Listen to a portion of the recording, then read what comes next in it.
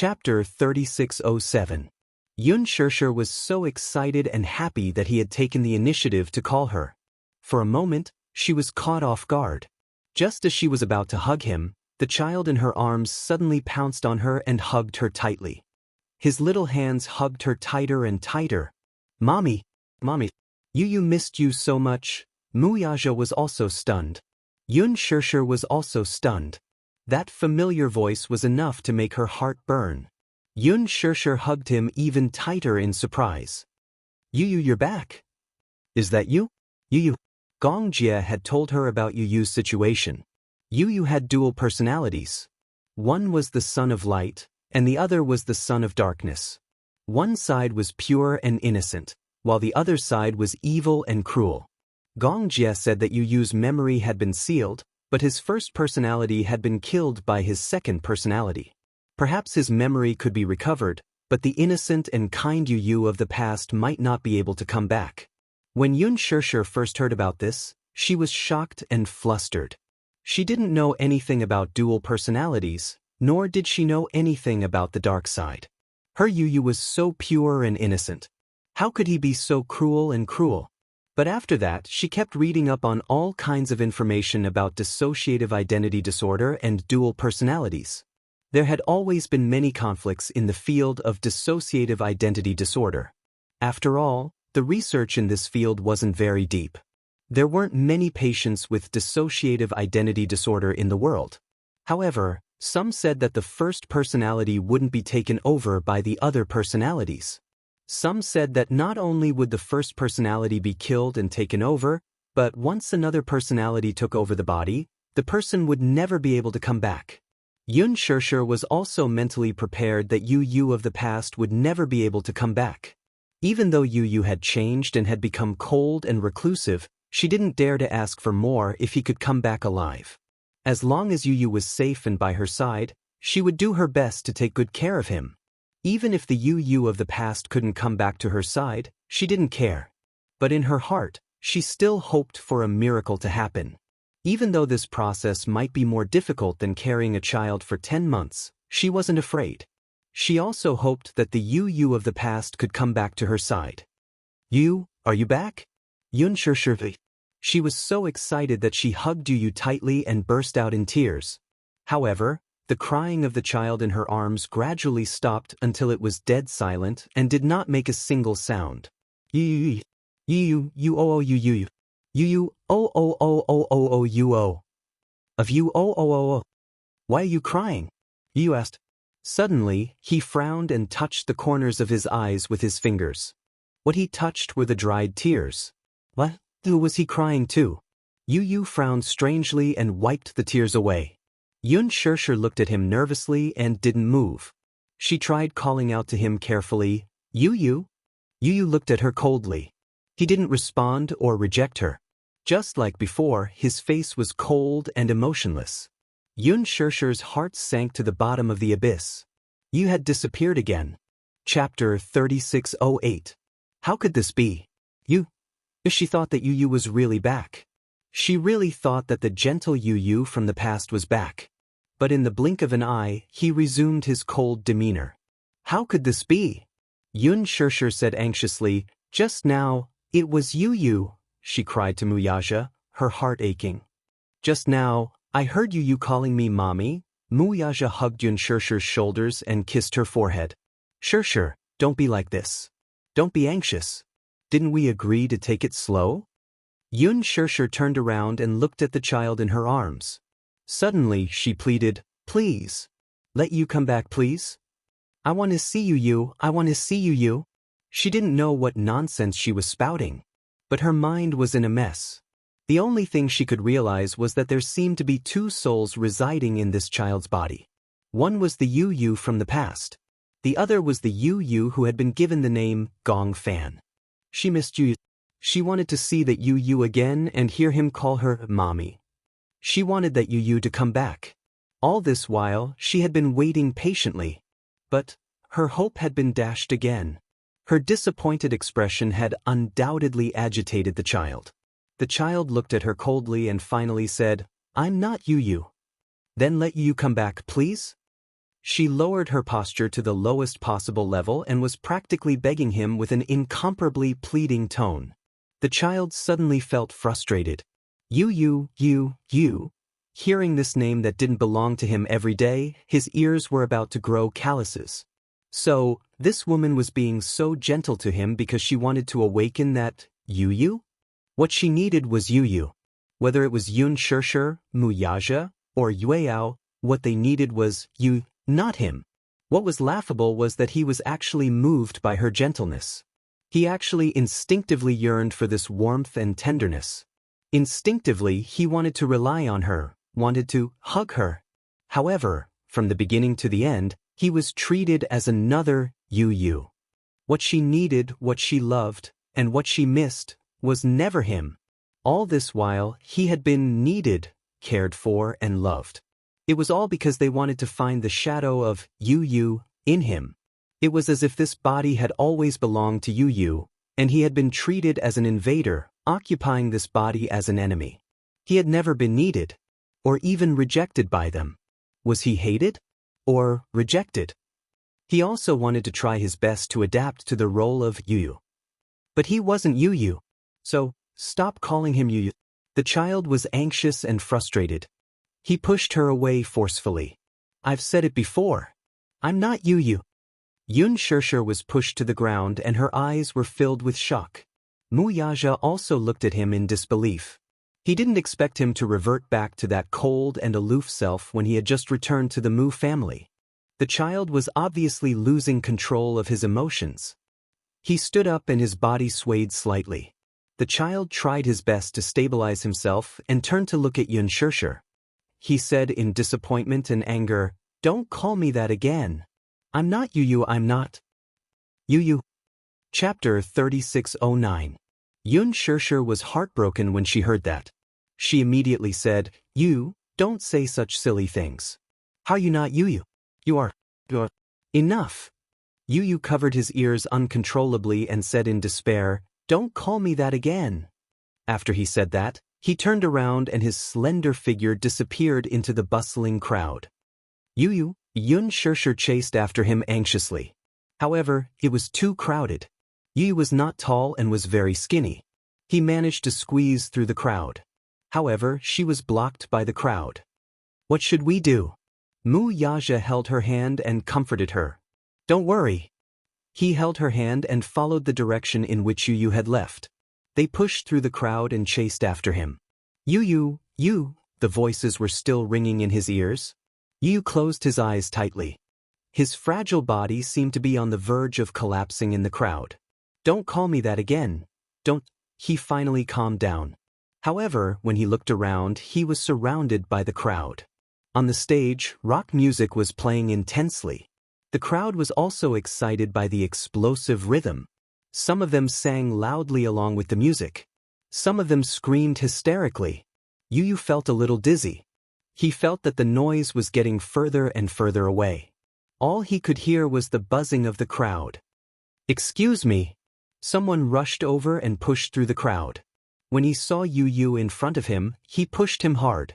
Yu lost his balance and almost fell. There were so many people. If he fell, he would definitely be stepped on mercilessly by the crowd. Just as he was about to fall, an arm suddenly supported his center of gravity. Are you okay? A woman's gentle voice was heard. Yu frowned. He was a little surprised. Who was it? Was it her? Yun Shirshir? When he raised his head, he saw a woman's face that he didn't recognize. The woman in front of him was delicate and pretty. Her every movement gave off a heroic aura that ordinary women did not have. Yu narrowed his eyes and sized her up. You are... Chu Ho looked at the child in front of him. He suddenly felt that he looked familiar, but he could not remember where he had seen him before. Behind her, Gu Jinglian walked over with baby Chu in his arms. Lin Shi followed beside him and was puzzled to see Chu He grabbing a child's arm. Gu Jinglian's handsome face darkened when he saw the child's face clearly. It's you. Yu turned to look at the man, and his eyes instantly turned gloomy. Gu. When enemies met enemies, and Gu Jinglian's face turned pale when he saw Yu. Chu Ho was surprised when he saw his expression. What's wrong? Do you know this child? The man snorted coldly and said in an unfriendly tone, I don't just know him. He also had a deep hatred. He still had a score to settle with this child. Yu took a step back cautiously. A tiger would be bullied by a dog. This was not Hurricane, and he was alone. He would not gain anything if he went head-to-head with Gu Jinglian. Just as he was about to leave, Gu Jinglian grabbed him by the collar and lifted him up. Why are you running? Chapter 36:10. He's just a child. You, child? Gu Jinglian sneered. He's not an ordinary child. He turned his head and fixed his gaze on Yu Yu's face. His eyes were cold. He's from the Gong family, Gong Fan from the Hurricane group. He's not an ordinary child. Gong Fan. Hearing this name, Chu Ho's face also showed a surprised expression. Gong Fan. That was the child who had used her and Xiao Bao as a hostage to force Gu Jinglian to sign the agreement to cede Worth to him? How could he be so young? She looked so soft and squishy. She couldn't tell how vicious and merciless this child was. Yu Yu was very calm. He narrowed his eyes and said calmly, Gu Jinglian, I dare you to touch me. Before he could finish speaking, Gu Jinglian flicked his finger hard on the man's forehead with a loud and crisp sound. Yu felt a concussion in his head and felt dizzy for a moment. He felt that his forehead was about to be shattered by this flick of his finger. Gu Jinglian said coldly, This is my territory in Beijing. You asked me if I dare to touch you. What do you think? Yu was not afraid at all. He raised his leg and kicked him in his weakest spot. This move was ruthless, but Gu Jinglian had expected it and dodged in time.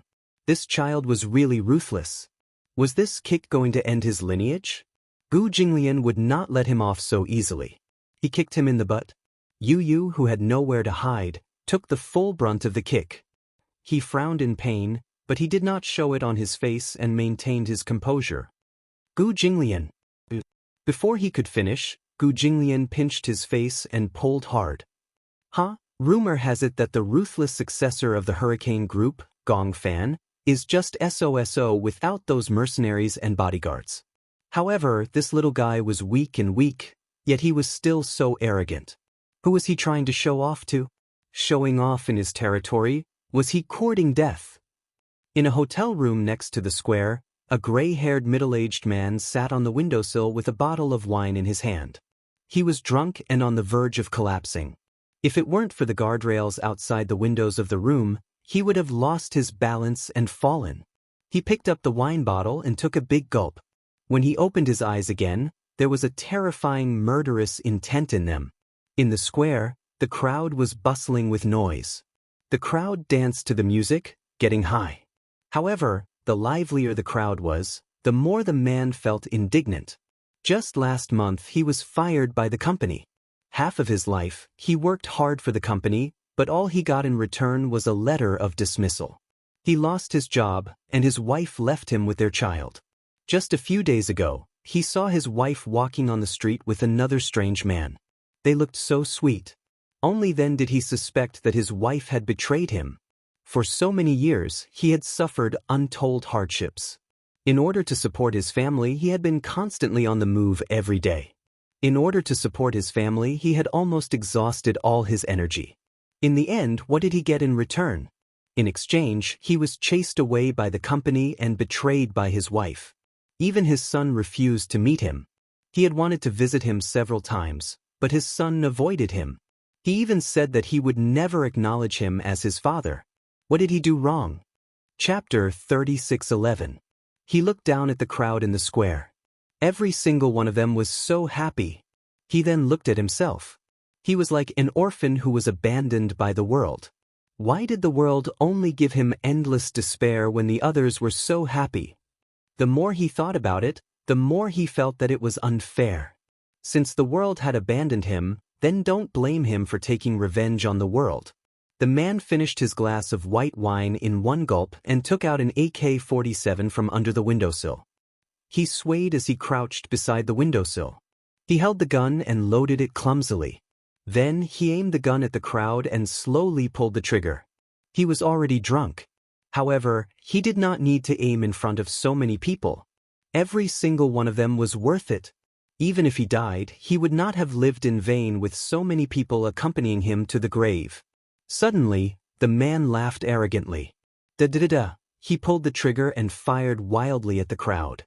In the square, Gu Jinglian suddenly heard gunshots. He looked towards the direction of the sound. The square was too big, and the music on the stage was still loud. Therefore, he could not tell where the gunshots came from. Gunshots? Why were there gunshots? He could not have heard wrongly. Those were gunshots. Chu Ho also heard the gunshots that were almost drowned out by the noise. Based on the sound, it should be an AK-47. Someone was shooting at the crowd. Some of the people in the square suddenly screamed in fear. However, these screams were drowned out by the cheering crowd.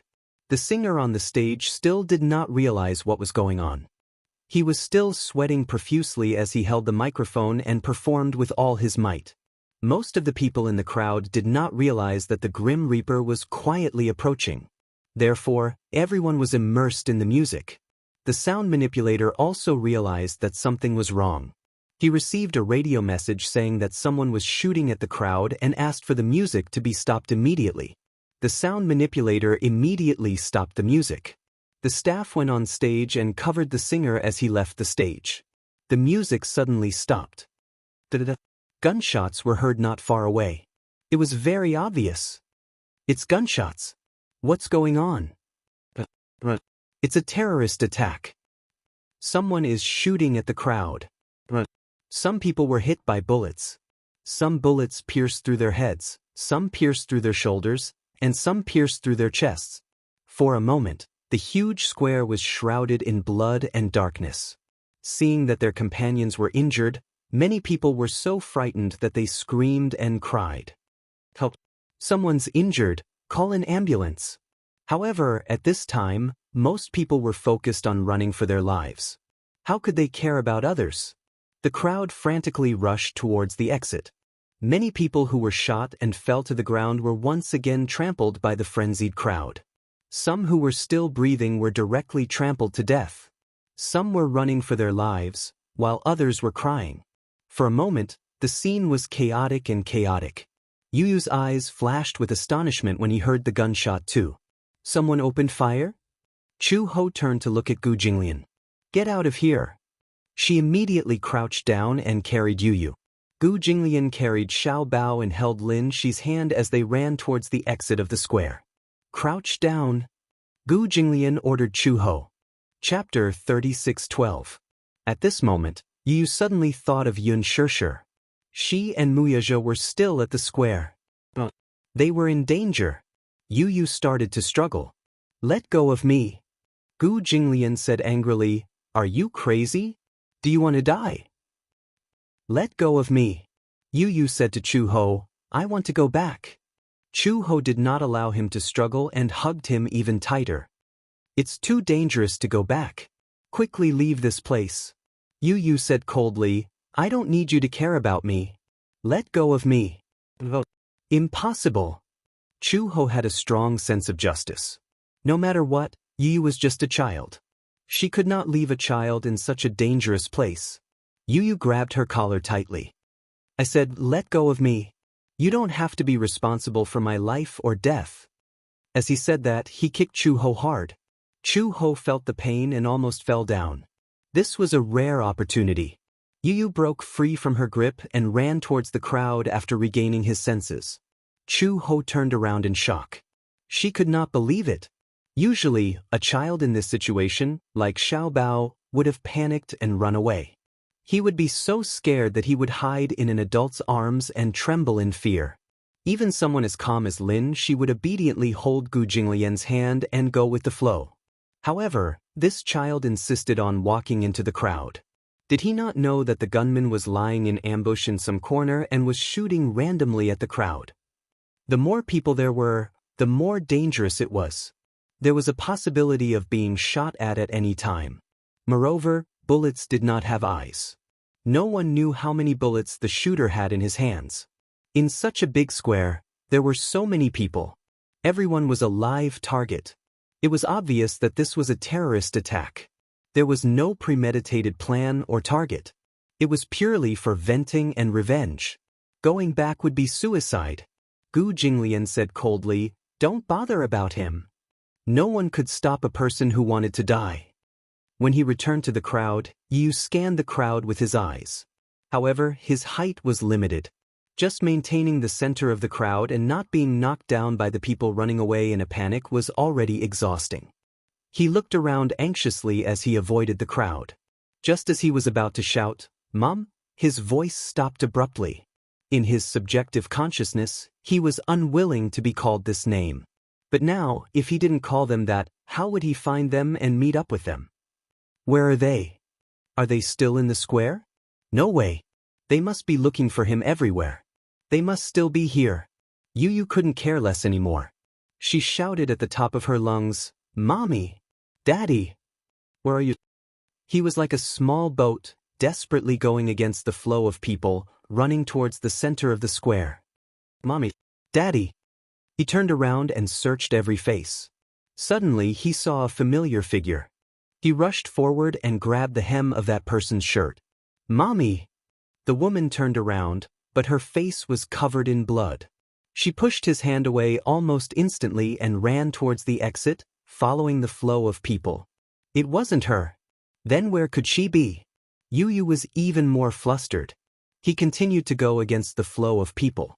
"Mommy! Mommy!" Gradually, his voice sounded like he was about to cry. He looked around helplessly.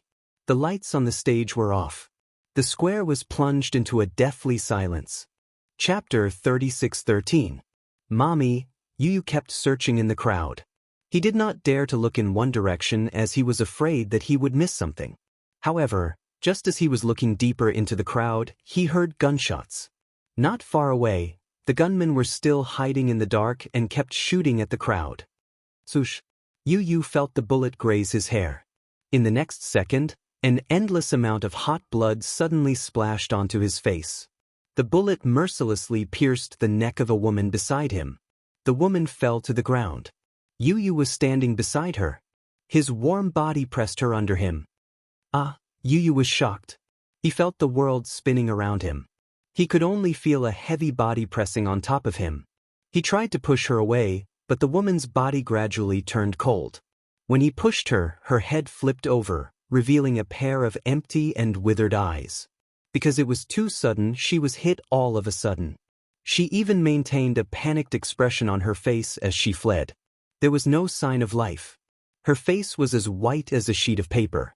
Her dark eyes were like an endless abyss that could swallow him up at any time. There was a bloody hole on her neck. The bullet had penetrated her neck and there was an explosive wound. The hot blood kept flowing on his body. It was sticky, warm, and smelled fishy. Yu was so scared that he could not speak. It was not that he had never seen a dead person, but he had never been so close to a corpse. He could even see from the woman's eyes how helpless, hesitant, perplexed, and uneasy she was before she died. Yu struggled for a while, but due to the difference in strength, he could not push the corpse away. He was gradually out of breath. "Mommy," he was extremely anxious. He was worried that Yun Shirshir and Muyaja would meet with mishap during this time. He did not know how long the shooting would last. He also did not know how many bullets the killer hiding in the dark had. He only knew that the crowd in the square retreated like locusts and stepped on his hand from time to time. Yu curled up into a ball and used all his strength to push the corpse away. He stood up shakily. Yu suddenly could not hear anything in the midst of such a chaotic crowd. It was as if the line of death was stretched out in his ears. Beep, beep. He turned around and looked around again. He looked at every face that was filled with fear and uneasiness. From time to time, someone would fall and never stand up again. It was like purgatory on earth. He did not know why, but there was an inexplicable sense of guilt in his heart. She was dead, she was killed by a gunshot. Yu lowered his head to look at his hands. Clenching them tightly, he dashed into the crowd again. "Mommy!" Yu. Amidst the clamor, he suddenly heard a familiar voice. It was hysterical and almost cracked. It was her. It was Yun Shirshir. Yu was agitated. He could no longer care about his demeanor. He pushed through the crowd and shouted loudly, "Mommy! Where are you?" His voice was drowned out again. Perhaps his voice did not reach her ears at all. However, at least he could be sure that she was still in the square, still in the crowd. Why was she still here? Chapter 36:14. No way, she must be looking for him. He had to find her as soon as possible and get her out of here. Yu shouted at the top of his lungs, "Mommy! Mommy! I'm here!" In the crowd, Yun Shirshir and Mu Yaja were like headless flies, searching for Yu's voice. Vaguely, they heard a child shouting at the top of his lungs. Yun Shirshir immediately stopped and listened carefully. Finally, she recognized that it was Yu's voice. She turned around and grabbed Mu Yaja's hand excitedly. She asked, "Did you hear that?" Mu Yaja nodded. "Yeah, I heard it. I feel that Yu is nearby. He's still at the square." Yun Shirshir was extremely touched. "He's looking for us too." Mu Yaja tried to identify the voice again and pointed in a direction. "The voice is coming from there. Hurry! We have to find him quickly. It's too dangerous." The two of them kept moving through the crowd with their fingers interlocked. Yun Shirshir kept calling Yu's name. Yu, Mommy is here." At the same time, Yu followed the direction of Yun Shirshir's voice. In the crowd, Mu Yaja used his height advantage and finally saw Yu. He immediately squeezed through the crowd and rushed towards Yu. Yun Shirshir also saw him. She chased after him and hugged Yu tightly. Yu didn't see her, and before he could react, Yun Shirshir hugged him tightly. He looked up and saw that it was Yun Shirshir and Mu Yaja. The huge rock in his heart was finally lifted. "You're okay?" Yun Shirshir cried tears of joy. She hugged him with lingering fear. The embrace of surviving a disaster made her arms tremble. Just now, when the gunshot sounded, she immediately realized that there was danger. Mu Yaja said that someone had attacked the crowd. According to the direction of the gunshots, they vaguely came from the direction of the hotel.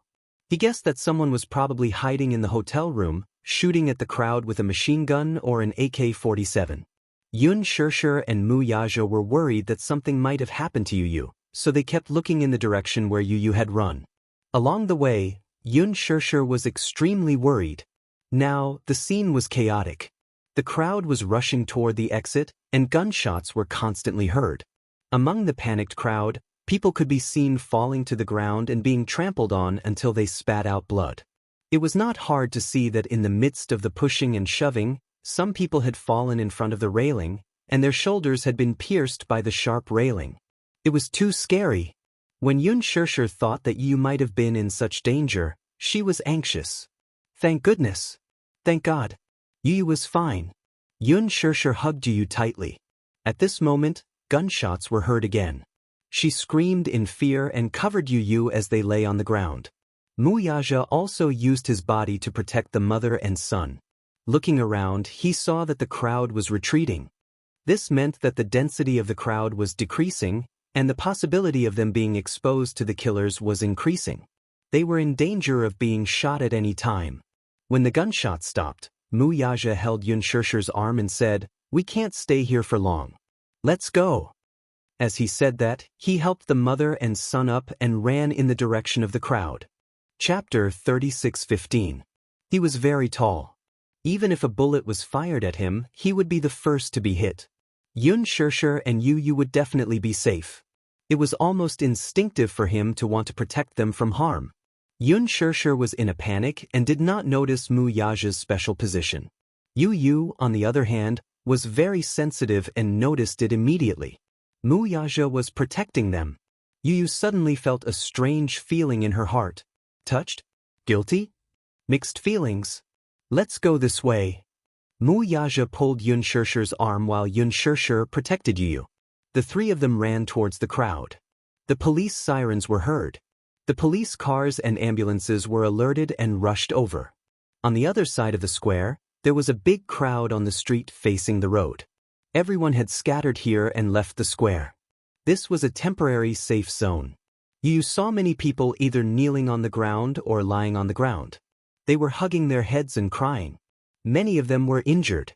Although the injuries were not fatal, they had lost a lot of blood. Some of them were out of danger and immediately called their family and friends to tell them that they were safe. Some of them were crying as they talked on the phone. They had not recovered from the shock of surviving a disaster. Some couples were hugging each other. Some were hugging their injured friends and crying in fear. "Help! There are injured people here. Where's the doctor? Where's the nurse? Save me!" There were many children in the crowd. They were so frightened by this sudden incident that they started crying. The parents kept comforting and hugging them. Yun Shirshir held Yu Yu's hand and ran all the way here. She was exhausted. After making sure that they had arrived safely, she was so frightened that she fell to the ground. She did not have the energy to say another word. Mu Yaja also knelt on the ground. Yu Yu looked at him and was shocked by the blood on his shoulder. Yu Yu stared straight at him. She pointed at his shoulder and said, Your shoulder is covered in blood." When Yun Shirshir heard this, she turned around and looked at Mu Yaja. She was frightened by the blood-stained sleeve on his shoulder. She threw herself at him, looking helplessly at the blood-stained sleeve on his shoulder. She asked anxiously, "What happened?" "I'm fine. Don't worry. I was probably grazed by a bullet." Earlier, when he was running all the way here, he didn't realize that he was injured. He only knew that he had to leave this dangerous area as soon as possible, so he didn't realize that he was injured. Yun Shirshir did not know what to do, but Yu Yu was the first to run over. He gently pushed Yun Shirshir away and said to Mu Yaja, "Sit down." He was too tall. He couldn't move. Mu Yaja disagreed. "Don't worry. Sit down." Mu Yaja had no choice but to sit down. Yu Yu pinched the ends of his sleeve and tore it open forcefully. He heaved a sigh of relief when he saw the wound. He thought that he had been hit by a bullet. He looked at the wound. It was only grazed by a bullet and there was a lot of blood. He cleaned the wound a little, tore a piece of cloth from his shirt, and simply bandaged the wound. He pressed on it to stop the bleeding. Yun Shirshir was stunned. Yu Yu knew why she was surprised. He explained, "I've learned some basic bandaging and bleeding control. These were not difficult. If he was injured at a critical moment, the most important thing was to stop the bleeding. This was what Lisa had taught him. These were the most basic first aid techniques." Chapter 36:16. At first, he was not willing to learn, but Lisa forced him to learn. After all, he often went to war zones. If there was an accident, she could not be by his side to protect him. If he was injured, basic bleeding control could save his life. Mu Yaja saw Yun Shirshir's worried expression and immediately comforted her. "Don't worry, it's just a simple scratch. It's nothing serious. It's good that you're okay." Yun Shirshir sat in front of him, still in a state of shock. She wiped away her tears and heaved a sigh of relief as she finally calmed down. The police arrived quickly. With the clues provided, they immediately sneaked into the hotel and checked the rooms one by one. Finally, the attacker in a room on the 15th floor was killed on the spot. When they entered the room, everyone was shocked. The room had become an armory. There were AK-47s, machine guns, pistols, and even grenades that were not thrown out in time. It was hard to imagine how terrifying the situation would be if grenades were thrown into such a dense crowd. At that time, the number of casualties would probably increase by several times. The specific reason for the attack would have to wait until the case was filed for investigation. However, this was probably the most violent social terrorist incident in a long time. In the huge square, there were countless casualties. Preliminary estimates put the number of casualties in the hundreds. In the past, there had never been such a bad public security incident. The law in the country strictly controlled firearms. It was illegal to carry a gun. Ordinary criminals did not have such channels to get their hands on guns. This attack had never happened before. Yun Shirshir called Gong Jia. Gong Jia handed Yueyao to the nanny and drove over. However, the square was heavily congested with traffic. All the vehicles had to make way for the police cars and ambulances. There were more than 10 ambulances that were constantly transporting the injured. Cries, sobs, and screams were still incessant. Yun Shirshir looked at the square through the railing. From afar, she could see that the ground was in a mess. Many light sticks were scattered on the ground, drink bottles, cans, and many corpses were scattered on the ground, as well as the wailing injured. It was hard to imagine that not long ago, This place was peaceful. Music, beer, light sticks, cheers, and screams. Now it had become hell on earth. Hundreds of corpses were piled on the ground, and blood flowed like a river. Yun Shirshir had never seen such a scene before. She still felt that this was a complete nightmare. The scene was cordoned off and maintained. Yu also stared blankly, unable to react for a long time. This accident, without the need for an official announcement, had already been defined as a bad shooting. How could this be? How could this be? The tragic cries still echoed in his ears. For the first time in her life, Yu felt that weapons could bring about such a terrifying hell. They were considered lucky. If they weren't lucky enough, it would be him, or Mommy, or Muyat. Perhaps it was one of the corpses in the square. For the first time in his life, he hated guns. This was something that could only bring death. In her mind, she suddenly recalled the words he had said in the past. I want all the wars in this world to end because of me, and to be born because of me. But what was before them was war. However, after experiencing death for themselves, perhaps only then did they realize how terrifying death and war were. Chapter 36:17. Gong Jie finally arrived at the scene. When Yun Shirshir saw him, she walked over and said to Gong Jie, Shao Jie, your brother-in-law is injured. Hurry up and send him to the hospital. What's going on? Gong Jie did not know what had happened. When he arrived, he saw Yu standing alone at the side, looking at the cordoned-off square. Her back view looked lonely and bleak. Yun Shirshir was guarding Muyaja. Not long ago, someone was shooting at the square with a gun. There were many casualties.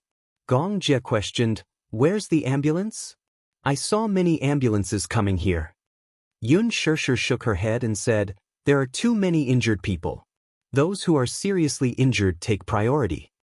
Muyaja was only grazed, so the ambulance only bandaged him. Yun Shirshir was extremely anxious. Even though Muyaja kept comforting her, saying that it was just a small injury and that it was not a big deal. But she was very anxious. Gong Jie checked Muyaja's injury. It was indeed a small injury.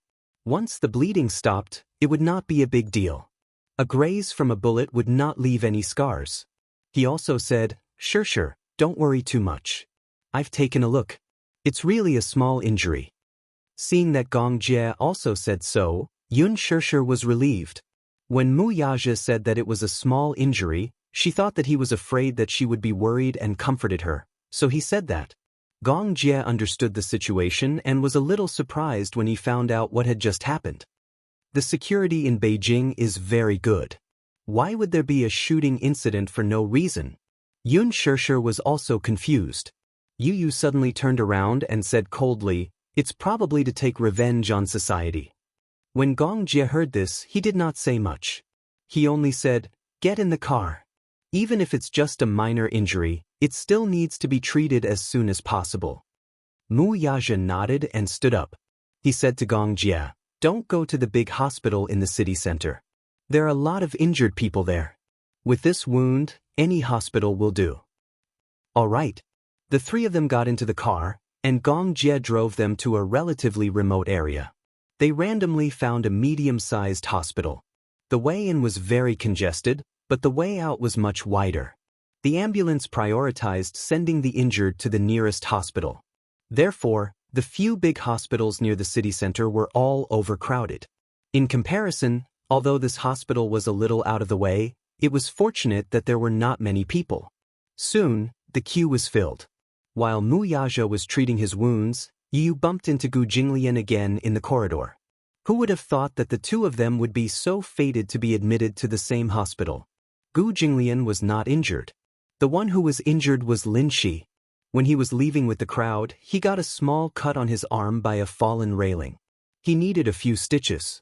When the two of them met again, Gu Jinglian did not expect that Yu would be safe and sound.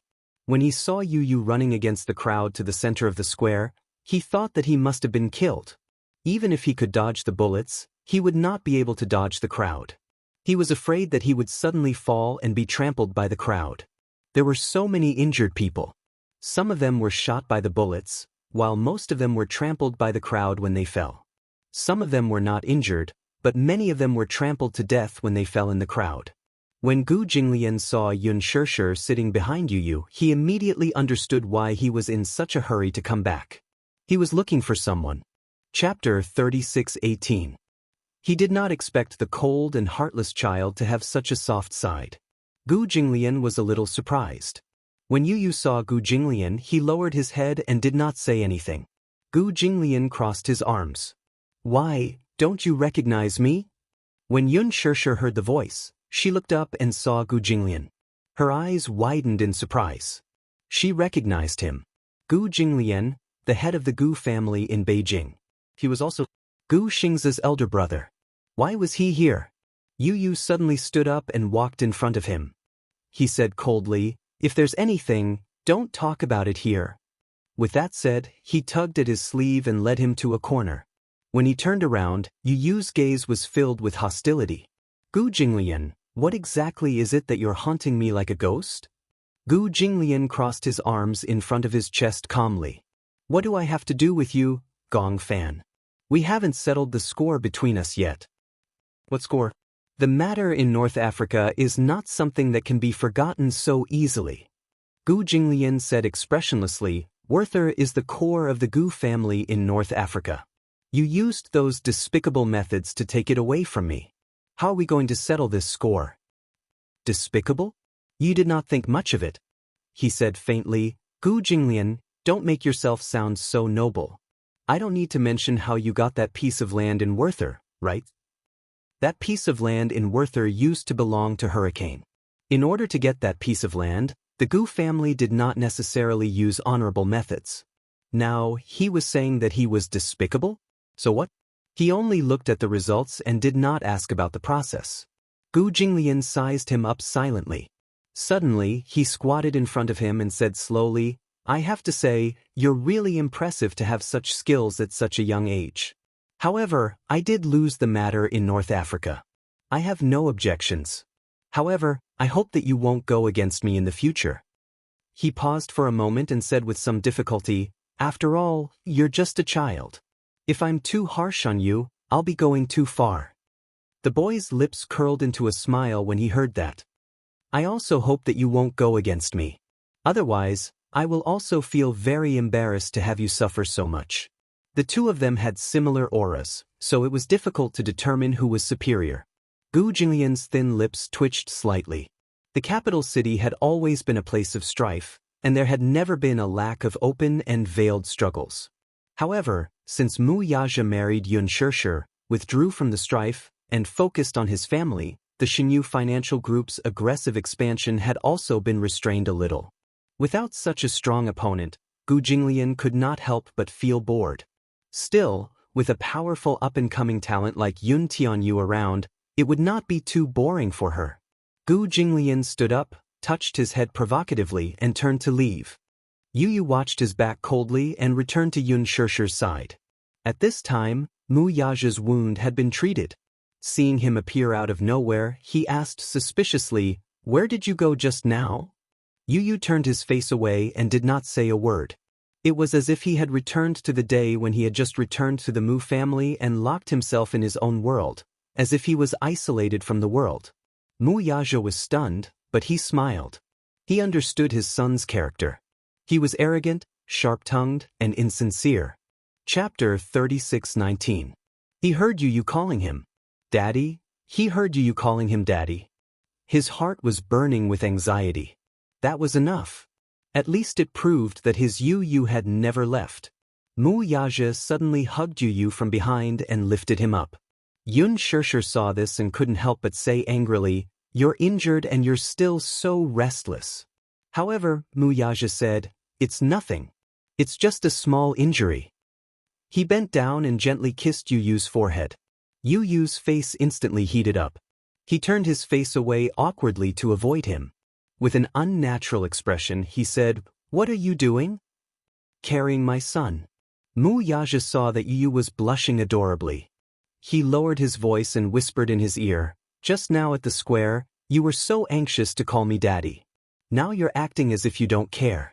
You're still the same as before, saying one thing and meaning another." Yu looked even more uncomfortable. He struggled and said, "Let go of me."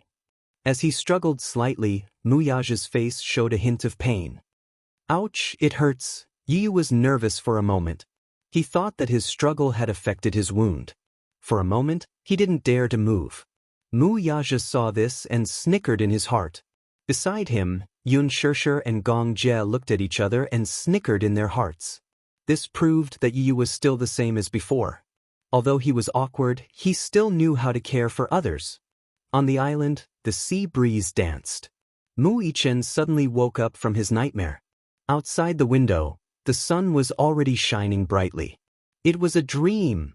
He held his forehead with a headache. When he woke up just now, he had completely forgotten the contents of his dream. He only knew that in his dream, he seemed to be very sad and upset. He seemed to have dreamt of Yu. Half a month had passed since she swapped identities with Yu. However, he was still not used to everything on the island. Boredom, loneliness, solitude, desolation. Sometimes, when Lisa was around, there was a companion. Although Lisa wasn't good with words and didn't like to talk, she didn't dare to start a conversation with Xiao Yichen.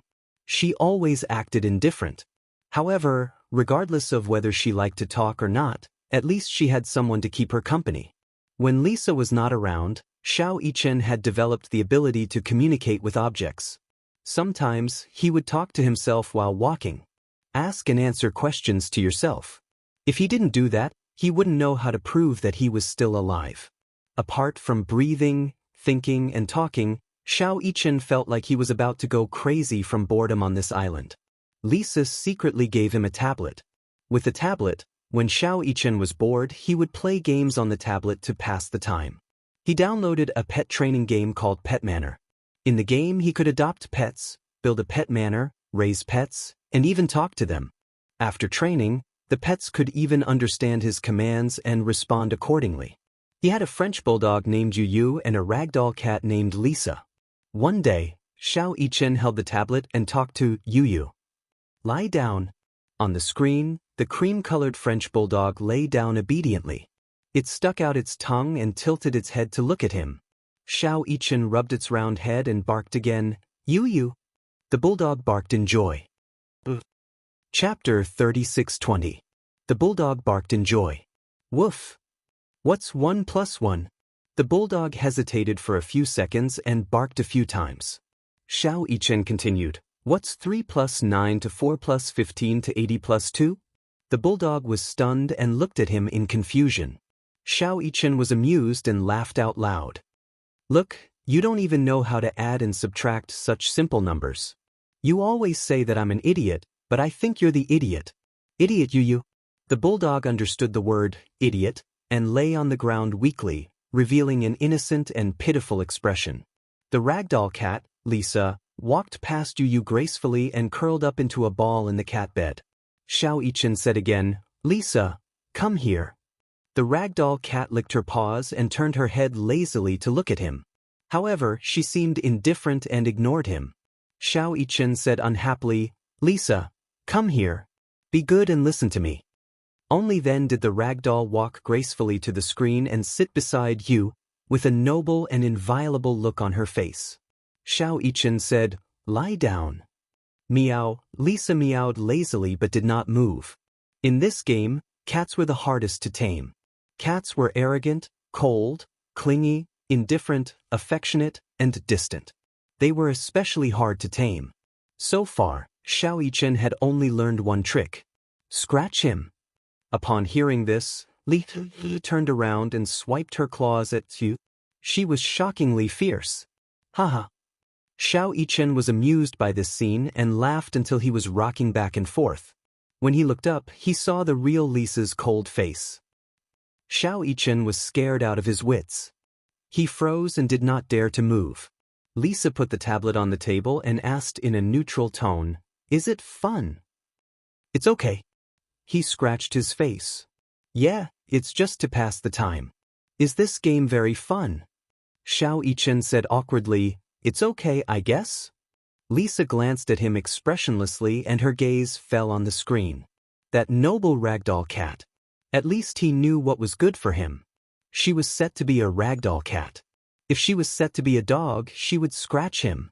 Xiao Yichen complained, It's so boring to be alone in the castle. There's no one to play with me.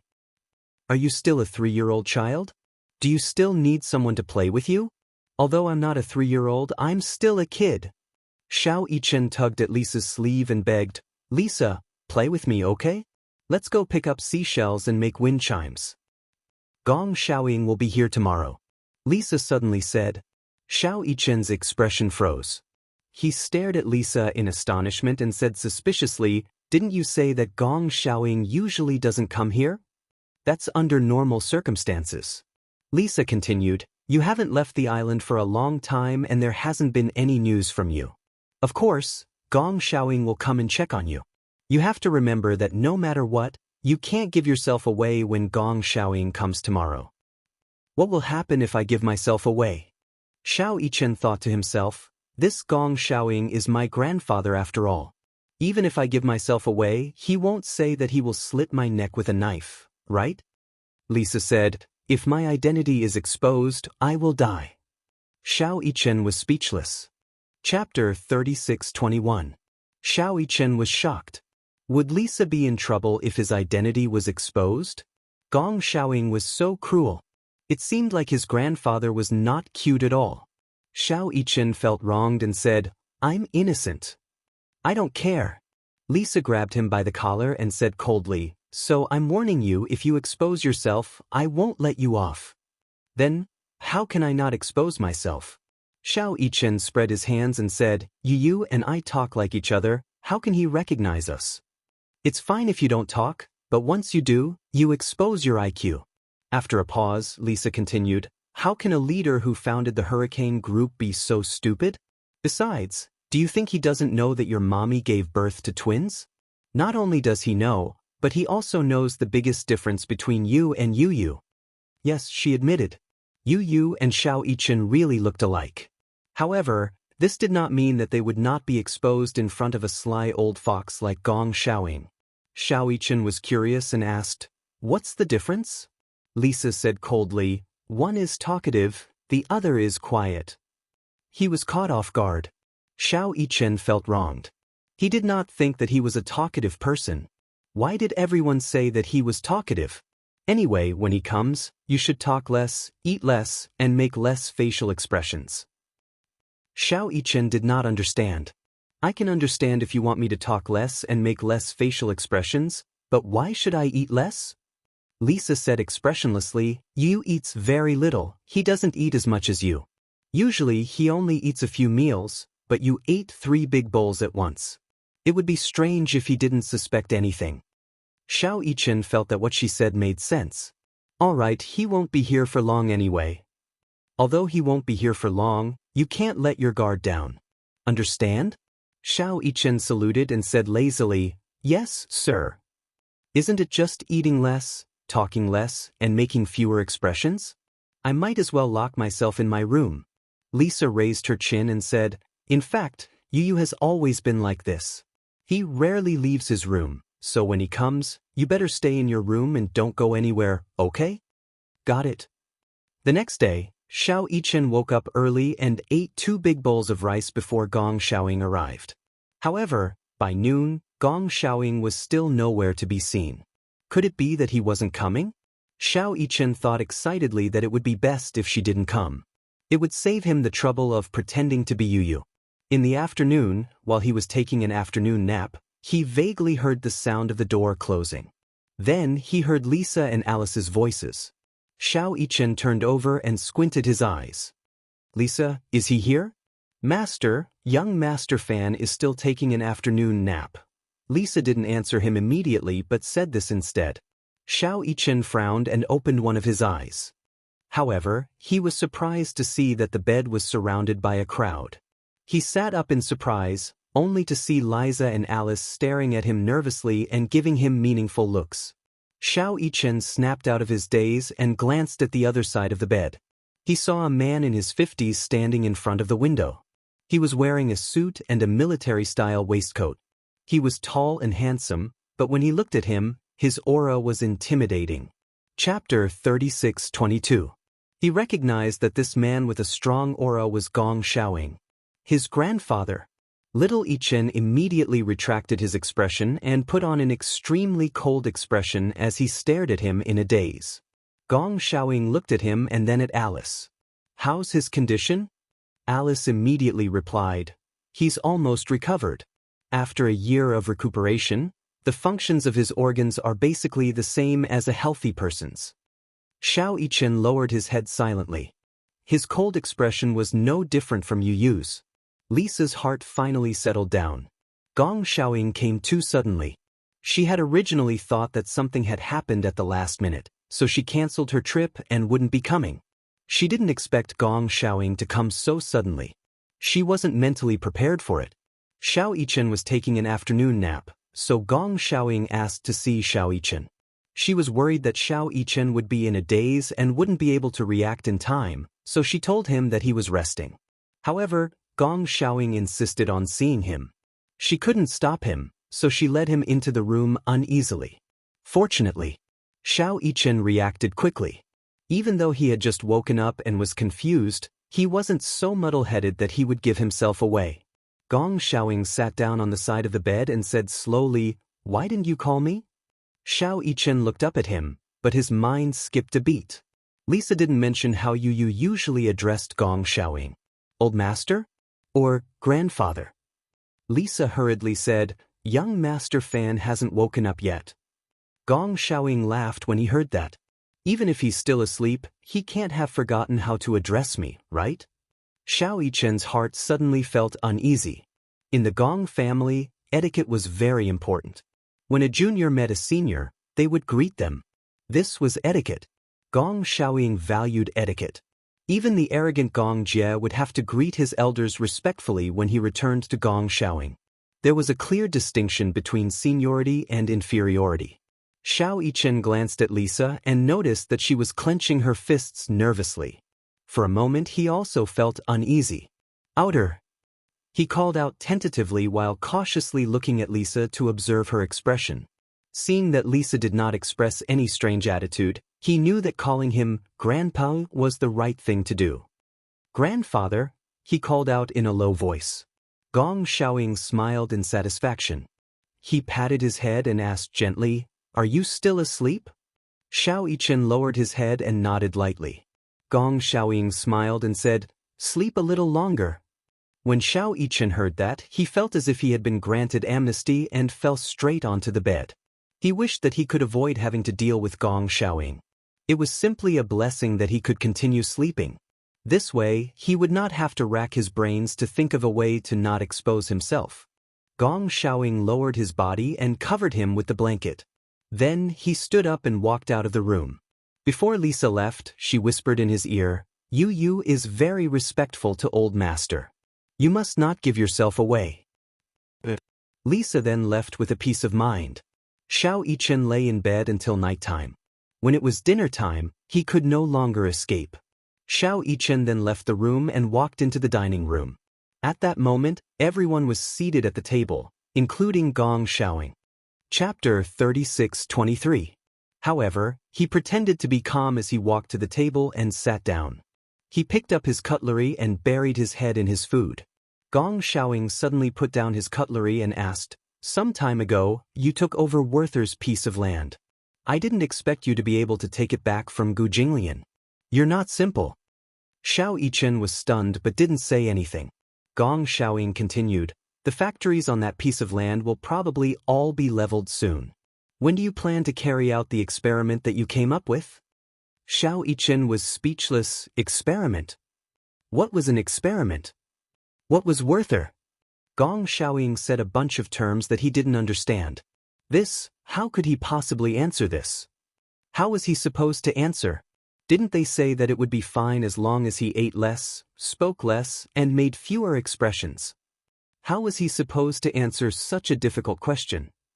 Xiao Yichen looked up blankly and looked at Lisa. However, he saw that she was holding her forehead and looked like she was having a headache. She also didn't expect that Gong Xiaoying would come this time to discuss the issue of the North African experimental base with her. Xiao Yichen was speechless as he cut a piece of steak. He took a bite and swallowed it with difficulty. Seeing that Gong Xiaoying was staring at him, he elegantly wiped his mouth with a wet towel and said calmly, "I don't have any leads yet." Gong Xiaoying was speechless. Lisa was speechless. Alice choked on her dry red wine. Gong Xiaoying said suspiciously, "You were the one who suggested this experimental base. How can you say that you don't have any leads?" Xiao Yichen's expression didn't change, but his back kept breaking out in cold sweat. Alice was worried that the matter would be exposed and quickly poked her head with her finger. When Xiao Yichen saw this, he instantly realized that Alice must be hinting at something. But what did she mean by poking her head? Xiao Yichen also poked his own head and suddenly said, "Is there something wrong with your head?" Alice raised her head in shock and stared at him in horror. Lisa's eyes were wide open. She did not expect Xiao Yichen's comprehension ability to be so terrible. Gong Xiaoying was also stunned. What? What did he mean by there was something wrong with his brain? Alice face-bombed, looking like she was having a headache. When Xiao Yichen saw this, he finally understood what she meant. He held his forehead and pretended to have a headache. Lisa immediately stood up and pretended to be worried as she walked over to his side and held his shoulder. "Young Master Fan, does your head hurt again?" "It hurts." Xiao Yichen pretended to be patient and took a deep breath. "My head hurts." Lisa immediately looked at Alice worriedly. The latter also reacted. "Is it a reaction to the drug?" Gong Xiaoying looked at them suspiciously. Alice explained, "Some drugs will have a backlash effect and some strong side effects. It will stimulate the central nervous system of the brain and cause headaches." She was talking nonsense with a straight face, but Gong Xiaoying actually believed her. Alice and Lisa immediately helped Xiao Yichen up the stairs. When they were halfway up the stairs, Alice could not wait to take him away. She almost carried him away. When they reached the room, Alice asked her assistant to stand guard outside the door while she and Lisa dragged Xiao Yichen into the room. Xiao Yichen turned around and said, "Didn't I tell you not to talk so much? He asked me such a complicated question. How am I supposed to answer him?" Lisa also had a headache and said, "Master is probably here because of the North African experimental base." North African? Experimental base? Experimental base? Chapter 36-24. Xiao Yichen suddenly felt a headache coming on. "I don't even know what the experimental base he's talking about is."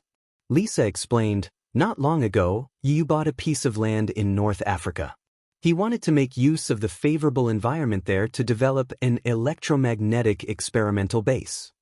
Alice suddenly interrupted her. "Lisa, he's been here for so long. Don't tell me you haven't even told him about something as important as the Heavenly Eye Project?" Lisa didn't know what to say for a moment. Xiao Yichen was even more confused. "What's the Heavenly Eye Project?" Alice sat down and immediately began to educate him. The Heavenly Eye Project is a concept proposed by Yu. Through the research and development of quantum technology, they will create a Skynet that can cover the entire world's information network. Through this Skynet, missiles can be intercepted at any time, and any missile launch can be interrupted. In other words, if the Heavenly Eye Project is successfully developed, Hurricane Group will become the overlord of the world. Xiao Yichen was stunned. Alice was simple and precise. In short, if the Heavenly Eye Project is successfully developed, it can create and stop all wars. Xiao Yichen finally understood. So, if this project is successfully developed, Hurricane Group will completely control the world? Lisa and Alice looked at each other with gratification. They nodded and said in unison, "You can say that." Alice, in particular, did not understand. Xiao Yichen and Yu were twins. They were both born in the same womb, but why was Yu so crazy and Xiao Yichen so stupid? One proposed the idea of the Heavenly Eye Project, while the other had to explain what the Heavenly Eye Project was for a long time before he could understand it. She really wondered what their genetic makeup was like. Xiao Yichen said, "This question is too complicated. If he asks this again, I'll definitely give myself away." Even though he knew, if Gong Xiaoying really asked him about the Heavenly Eye Project, he still wouldn't know a thing. "What should we do?" Lisa and Alice sighed. "Alice, Did Master say that he'll be on the island for a few days? Alice shook her head. That means you don't know when he'll leave? Xiao Yichen said impatiently. Even if our identities are exposed, it doesn't matter. You doesn't belong to him. Why is he controlling you and using him to monopolize the world's rules? He's our grandfather, how can he use you like this? If of course Mommy, this would be sad. Before this, he had always thought that Gong Xiaoying had erased Yu's memory and kept him in the Gong family because he loved Yu and missed Yun Shirshir. That was why he wanted to keep him by his side. But now, it seemed that Gong Xiaoying's intentions were not that simple. Could it be that he wanted to use Yu to achieve his position as the king of Hurricane? That was too selfish. How painful was Yu? How painful was Mommy? How painful was Daddy? Could it be that the feelings of so many people were not as important as his ambition? Could it be that his hatred for the Mu family was so deep that he couldn't let go of it? Chapter 36:25. Lisa pulled him back nervously and warned, "Keep your voice down. What if old master hears you?" Xiao Yichen couldn't hide the gloom in his eyes. He stared at Lisa and said word by word, "So what if he hears you? If your identity is exposed, Yu will also be in trouble. Why? Why should you and my fate be in his hands? I admit that Hurricane Group is very powerful, but Gong Xiaoying can't be so arrogant as to cover the sky with one hand, right?" Xiao Yichen said in a low voice, "In any case, I won't acknowledge this grandpa, and I won't call him that again." Lisa and Alice looked at each other with gloomy expressions. Xiao Yichen calmed down. Mu Yichen turned around expressionlessly with a frosty expression on his face. Lisa said, "It's best not to let Gong Xiaoying find out that you and Yu have swapped identities. He didn't keep Yu by his side purely to make use of him. Besides dealing with Xingyu." Before she could finish speaking, Xiao Yichen suddenly interrupted her. "What did you say?" Lisa knew that she had spilled the beans and immediately shut her mouth tightly. Xiao Yichen's eyes were bloodshot. He grabbed Lisa's collar and asked coldly, "Deal with Xingyu? Tell me, what other motives does Gong Xiaoying have? He used Yu to design the Heavenly Eye plan, and he actually wants to use Yu to deal with Xingyu." Alice immediately stopped Xiao Yichen and pulled the two of them apart. "Both of you calm down." "How can I calm down?" Xiao Yichen said sternly, "My biological grandfather is using my brother to deal with my father. How can I calm down?" Alice took a deep breath and sighed. Because he always thought that it was the Mu family who took everything away from him. Therefore, he did everything he could to destroy the Mu family and Xingyu. If Yu were still in Hurricane Group, the next step of the plan would have been to focus fire on Xingyu. Mu Yichen cried out, "Is he crazy? What benefits does he get from doing this? If Mommy finds out, she won't forgive him at all. When the time comes, if Xingyu declares bankruptcy and the Mu family, even if the Mu and Xingyu's mommies, I will still be by Daddy's side." He paused for a moment before continuing. "Even if the Mu family has nothing left, be it Mommy, me, or Yu, we won't leave the Mu family. We won't go anywhere." Bang! The Xingyu's the loud noise startled the three people in the room. Lisa and Alice were stunned. They turned their heads and saw a tall figure outside the open door. It was incomparably clear in their eyes. Xiao Yichen turned around expressionlessly and saw Gong Xiaoying slowly striding in. Behind him, a row of tall guards followed closely behind him like stars surrounding the moon. Gong Xiaoying walked in and glanced at Xiao Yichen with his eagle eyes.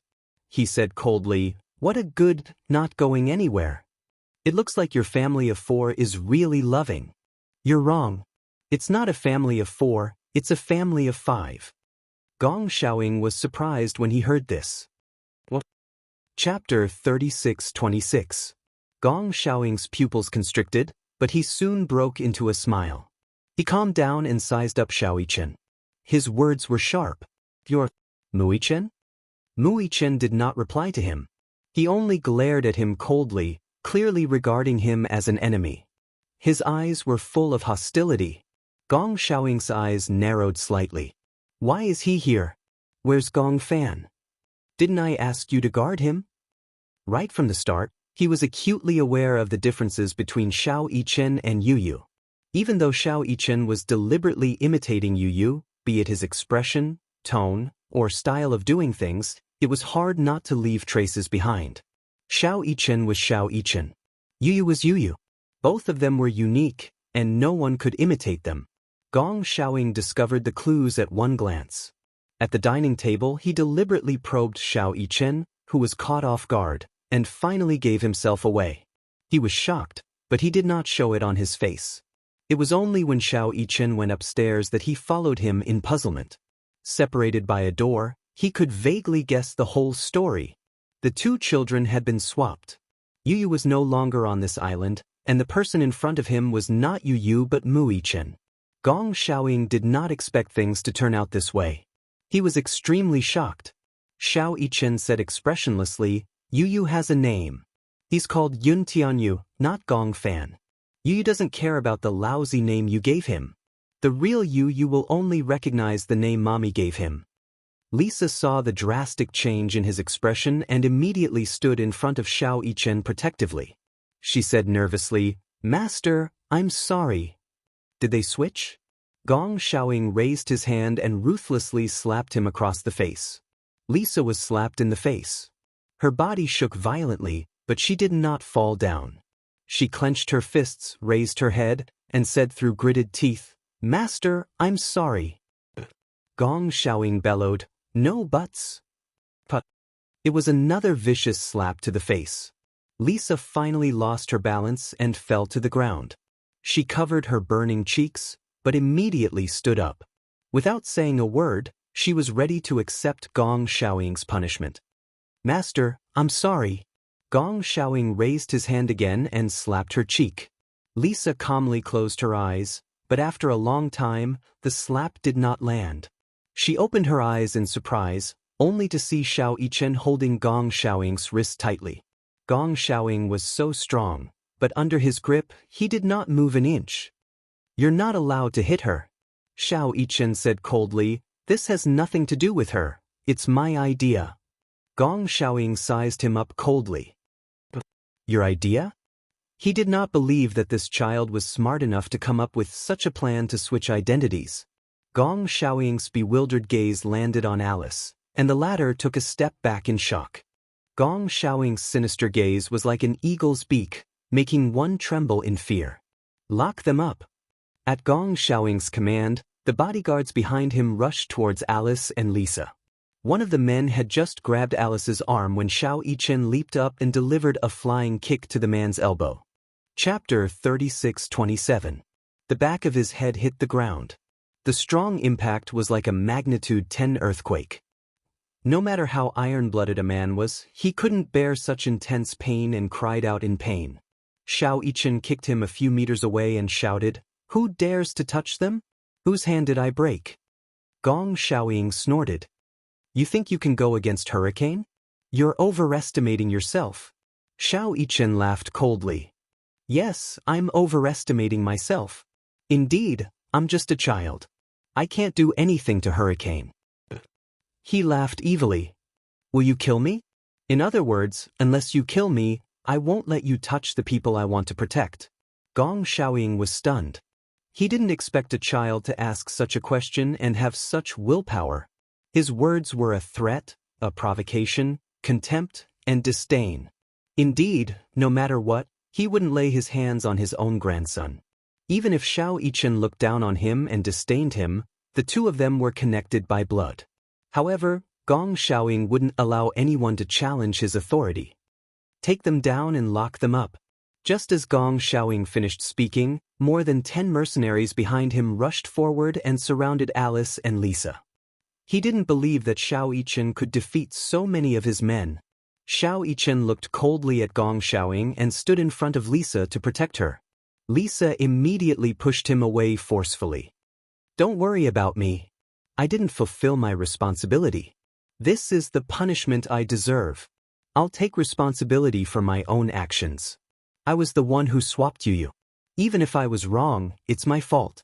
It has nothing to do with you." "You?" Lisa stared at him in disbelief. She lowered her voice and questioned him. Xiao Yichen, what are you thinking? Do you really want to make him your enemy? Xiao Yichen said expressionlessly, from the moment he used Yu, he was already my enemy. I don't want to acknowledge him as my grandfather anymore. No matter what, he can forget about using Yu to destroy the Mu family. Lisa, you have to remember that he's not your master. Yu is. Have you forgotten? Your Gongjie is Yu's personal bodyguard. Only Yu has the right to decide your life and death. No one else. When Lisa heard this, she didn't know why, but her heart suddenly trembled. This man is my enemy and Yu's enemy. Since he's Yu's enemy, he's also your enemy. What right do you have to listen to him? If it were me, I wouldn't listen to him obediently. Gong Xiaoying finally couldn't take it anymore. Grandfather and grandson had turned against each other. He had never thought that his biological grandson would make him his enemy. His heart ached. It was hard to imagine that things would turn out this way. Instantly, he flew into a rage out of humiliation and said bitterly, "Take him down too. Lock him up." The mercenaries pounced on Xiao Yichen. Before he could react, Lisa, who was behind him, pushed him away. She reached out and gripped the man's hand tightly. With a sudden twist, she broke the man's elbow.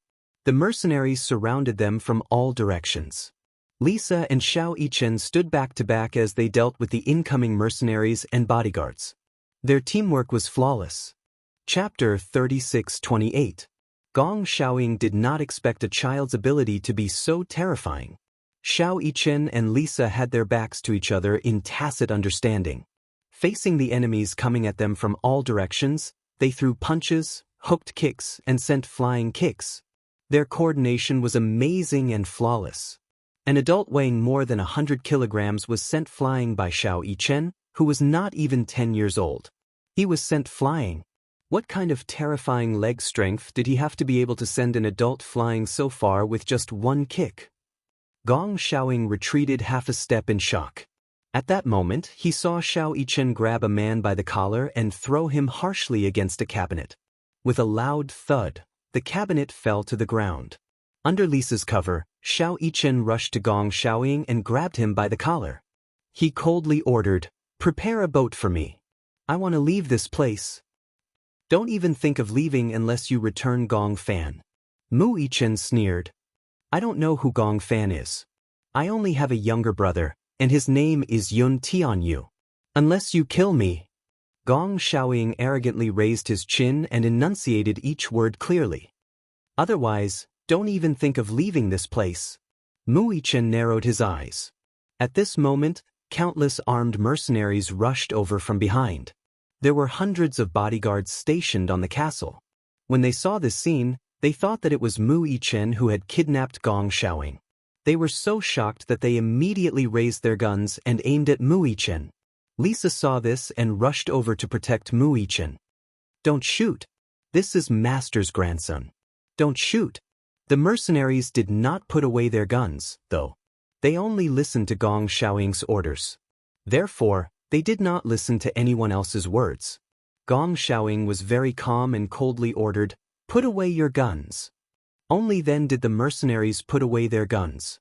Gong Xiaoying lowered his head and exchanged glances with Mu Yichen. He warned, "Give up. I can't leave here." "Then let me give you a kind warning. It's impossible for you to use Yu to go against Xingyu Financial Group and my daddy. Our family of 5 will never be separated. I can brainwash him, but I can also erase your memory.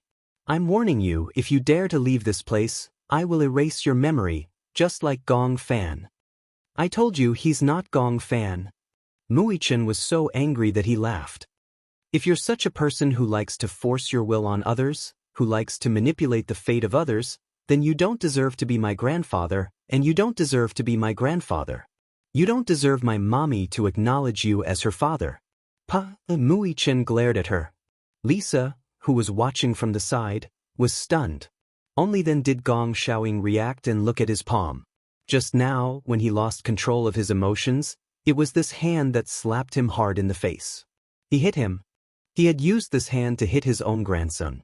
However, for some reason, when he heard Mu Yichen's hysterical words, he completely lost control. Yun Shirshir was the pain he could not bring up. After being left outside for so many years, she was now unwilling to acknowledge him as her father for the sake of that brat from the Mu family. What he couldn't understand was why things had escalated to the point where he had become enemies with his own grandson. He had never thought that the situation would come to this. How did it come to this? You're my grandson. Chapter 36:29. Now, I want to leave this place. Whoever dares to stop me, don't blame me for being rude. As Mu Yichen spoke, he walked towards the door. Everyone was armed to the teeth and on high alert. They all raised their guns and were ready to fight. Lisa saw this and was worried. She immediately followed Mu Yichen out of the door. Lisa! Gong Xiaoying turned around angrily and said coldly, "Even you want to betray me?" Lisa's back stiffened, but she did not dare to turn around and look into his eyes. He turned around and said coldly, "Fine. Then I'll warn all of you. Unless I'm dead, none of you will be leaving this place." Mu Yichen stopped in his tracks but did not turn around. He raised his chin. Although his voice was not loud, it was powerful. "Unless you kill me, no one will be able to stop me." He had inherited Mu Yaja's arrogance. That small back view made Gong Xiaoying feel as though he was looking at Mu Yaja. He was completely enraged and clenched his fists tightly. Both of them were equally insufferably arrogant. One big and one small, they formed two terrifying energy fields. Mu Yichen had only taken a few steps when he suddenly felt a strange piercing pain in his back. He turned around in shock and saw a mercenary pointing a gun at him. He touched the place where the pain was coming from and felt a sticky trace of semen. "What is this?" Mu Yichen pursed his lips and looked coldly at Gong Xiaoying. He saw disappointment and indifference in his eyes. His heart had turned completely cold. However, he was not afraid at all. Even if he died, he wanted to leave this place. Mu Yichen's body swayed. He turned around and walked towards the door again. Gong Xiaoying was so stunned that he almost suffocated. Even so, this child did not beg him for anything. Where was he going? Did he really think that he could leave this isolated island just by walking out of this door? Even if he died, he wanted to return to that man's side. Mu Yichen's body swayed slightly as though he was about to fall. He struggled to hold onto the wall and slowly walked towards the door. A strong sense of dizziness engulfed him. His forehead was covered with cold sweat and he looked like he would faint in the next second. Gong Xiaoying looked at his stubborn expression and felt both pain and disappointment. "Shoot!" Lisa was so shocked that her eyes widened. She saw that a mercenary behind Mu Yichen had also raised his gun and aimed at him. She instinctively threw herself in front of Xiao Yichen.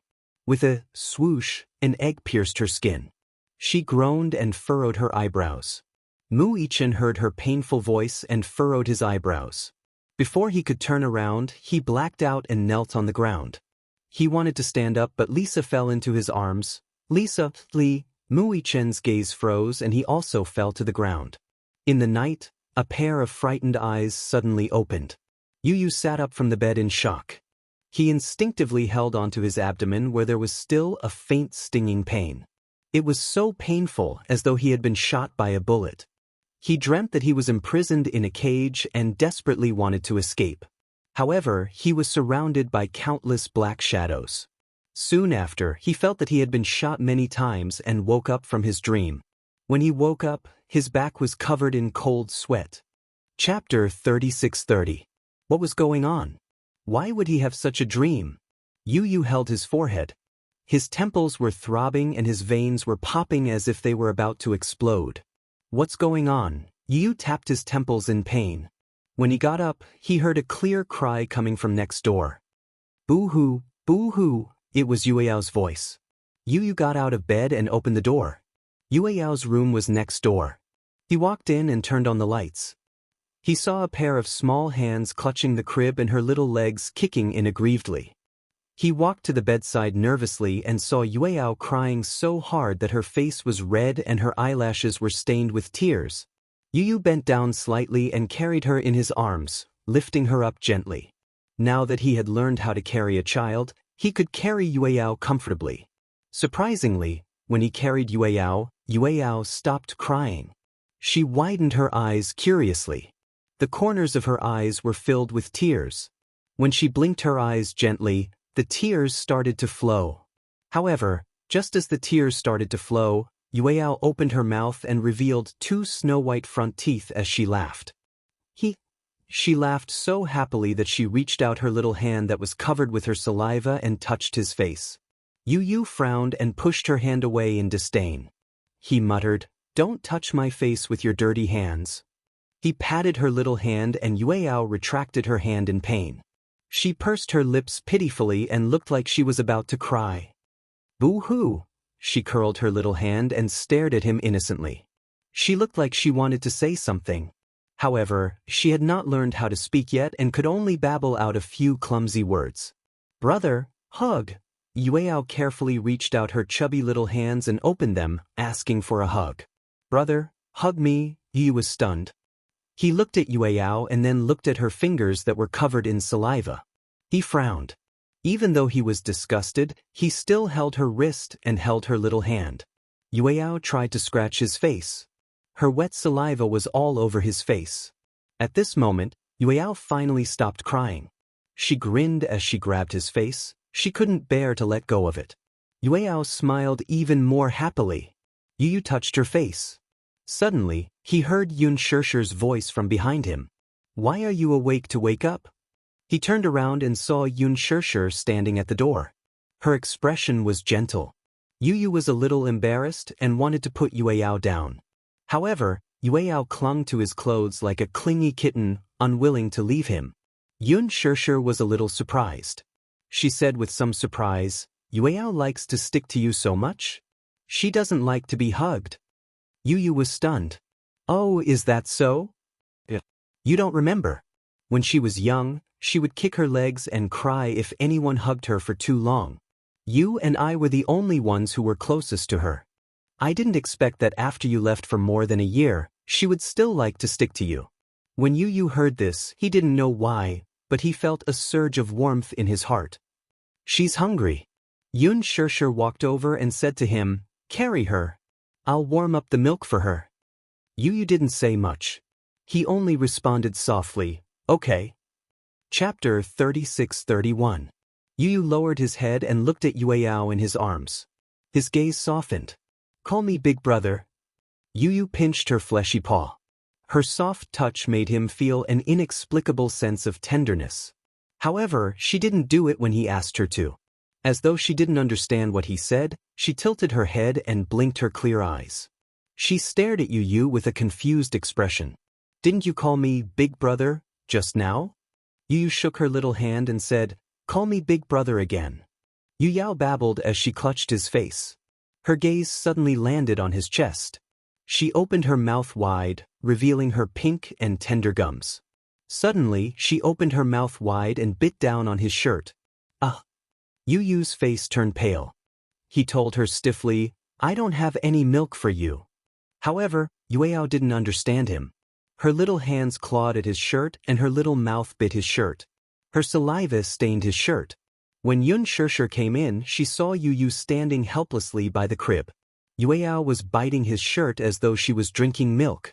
Yueyao had been weaned for a long time and had been breastfeeding with powdered milk ever since. Seeing this scene, Yun Shirshir didn't know whether to laugh or cry. She immediately walked over and put the milk bottle aside. She took Yueyao from Yuyu's arms and hugged Yueyao. She coaxed her, "Are you hungry?" As she coaxed her, she reached out to grab the milk bottle. However, Yu had already taken the milk bottle and carefully placed it against Yueyao's mouth. Yueyao sucked on the pacifier and smacked it with relish. Sizzle! Yueyao held the milk bottle with her little hands and drank it with relish. Yu stayed by her side quietly. However, he didn't look at Yueyao. Instead, he looked at Yun Shirshir in a daze. Many complex emotions flashed across his eyes. However, Yun Shirshir didn't seem to notice that he was staring at her. She said to herself, "When you were young, you were much more obedient than your sister. Sometimes, when you were hungry in the middle of the night, you didn't cry. You slept until dawn without waking mommy up. When mommy woke up and ran to the crib in a panic, she saw you holding your fingers and nibbling on them with relish. At that time, I thought that you must have been worried about Mommy's tiredness, so you didn't want to wake her. The boy was a little surprised. Were you still working back then? Yes. Until you were weaned. Until you were weaned at that time at. What about Daddy? Just as he blurted out, he realized that he had called him Daddy. His face turned red instantly. He turned his head awkwardly and didn't want to look at her. Yun Shirshir smiled when she heard this. She immediately said, "At that time, your daddy wasn't by our side. Did you know? In the past, there was no daddy or brother. There was only you and me. We depended on each other. Although life wasn't as good as it is now, Mommy was really happy with you."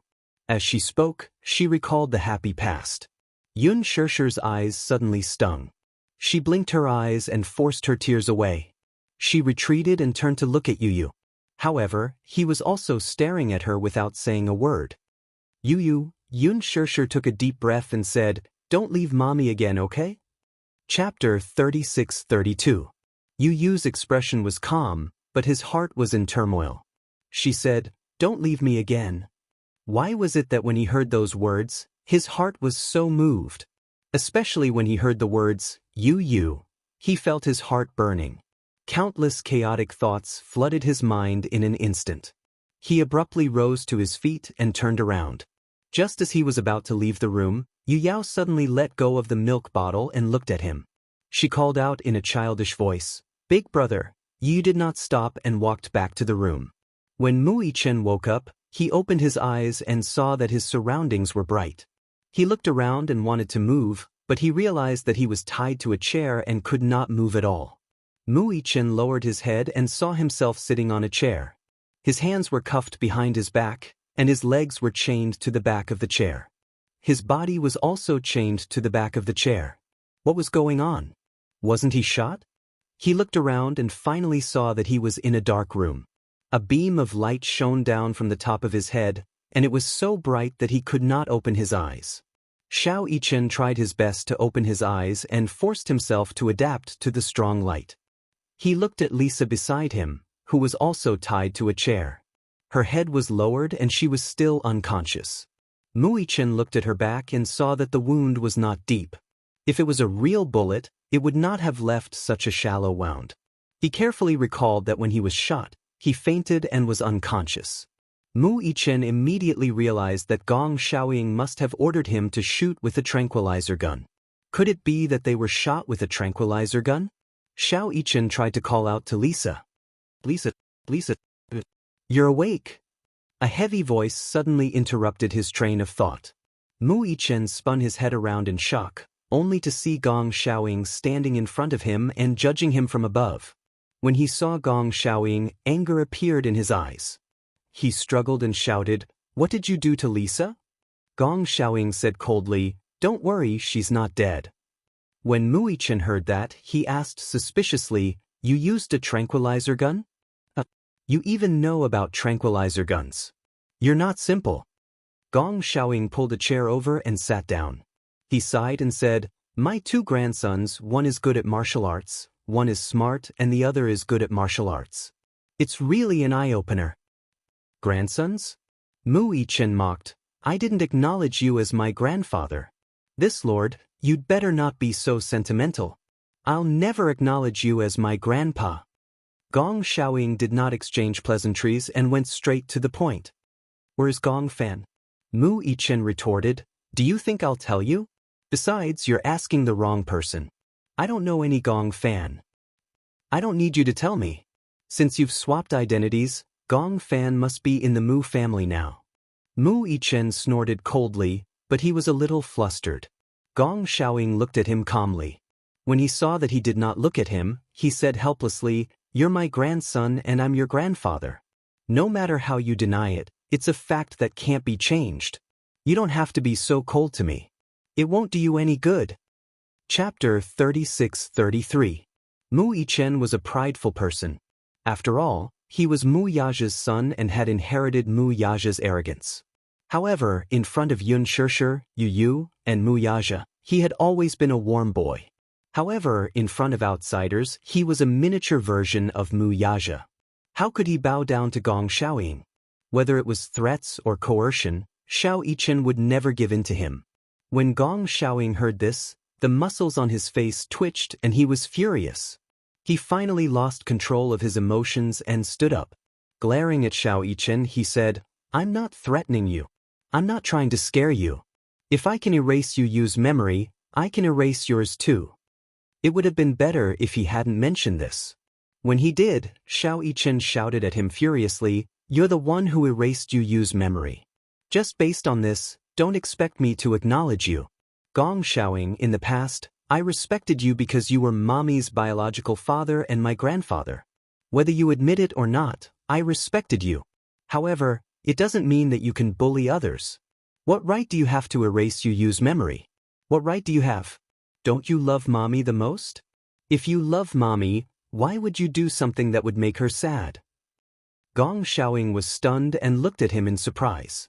He had expected this child to be angry, but he didn't expect him to be so calm even though he was angry. He was too calm. Gong Xiaoying said coldly, "Aren't you worried that if I erased you use memory, I can erase yours too?" "You can't erase it." Xiao Yichen said expressionlessly, "Even if you want to erase it, you can't erase mine." "Where does your confidence come from?" Gong Xiaoying scoffed. "Memories that can't be erased. I'd like to see what kind of memory Alice can't erase." "No, don't." At the side, Lisa struggled to raise her head. She opened her eyes and said weakly, "Don't." She was still under the effects of the anesthetic. As a result, he stuttered when he spoke, and his reactions were also extremely slow. However, when she heard that Gong Xiaoying had threatened Xiao Yichen that he would erase his memory, she suddenly became nervous. Gong Xiaoying shouted, "You betrayed me. You have no right to speak here." "I didn't betray." Lisa spat out a few words with difficulty. Her words were intermittent and incoherent. Xiao Yichen looked at her. However, he heard Lisa say firmly, You, faster. I didn't betray him. Ever since that day when Gong Jie brought her to Yu Yu and told her that he was the person she would be loyal to for the rest of her life, she swore to herself that Yu Yu was her only master. Unless she died or Yu Yu died, she would never change her heart. Yu Yu was her only master. Even if she had to betray the whole world, she would never betray the person she was loyal to. She had never betrayed Yu Yu. Hence, she was not a traitor. Lisa suddenly said in a powerful voice, "Me? Not a traitor." Xiao Yichen was stunned. After a short moment of shock, he smiled. "Lisa, it wasn't that he wasn't moved. He was touched by Lisa's sincerity." Chapter 36-34. Gong Xiaoying looked at Mu Yichen but didn't say anything in the end. He suddenly stood up and looked at Mu Yichen meaningfully. He said coldly, "Looks like you won't give up until you see the coffin. I'd like to see whose memory I can't erase." After he finished speaking, he immediately ordered his subordinates, "Bring Alice here." A few minutes later, two of his subordinates brought Alice in. Rather than saying that she was invited in, it was more accurate to say that she was forced in. When Alice walked into the darkroom, she saw Xiao Yichen and Lisa tied to the chairs and unable to move. Her gaze was shocked and she became sullen. "Boss, how could you tie Xiao Yichen up? He's your grandson." Gong Xiaoying looked at her coldly from the corner of his eyes. Suddenly, he walked in front of her and slapped her. Alice's face was instantly slapped to the side. "Don't think that I don't know what you've done. You can't escape the responsibility of swapping the two children. You know very well whether or not you're the one who did it. Do you need me to remind you of anything?" When Xiao Yichen saw this, he stared nervously at Gong Xiaoying and immediately warned him, "Don't hurt her." "Xiao Yichen." Alice turned her back to him and stopped him. "Don't talk. This has nothing to do with you." Xiao Yichen was stunned for a moment. Alice turned her face. There seemed to be some emotions in her eyes. She looked steadily at Gong Xiaoying. Her chest rose and fell for a long time. Suddenly, she smiled bleakly. "I know that I betrayed you. I deserve this slap. But boss, what kind of deep hatred do you have that you can't let go of it after so many years? What kind of deep hatred do you have that you want to take revenge on these two children? They were still so young. Yu Yu's memories were erased. It was sealed by my hypnosis.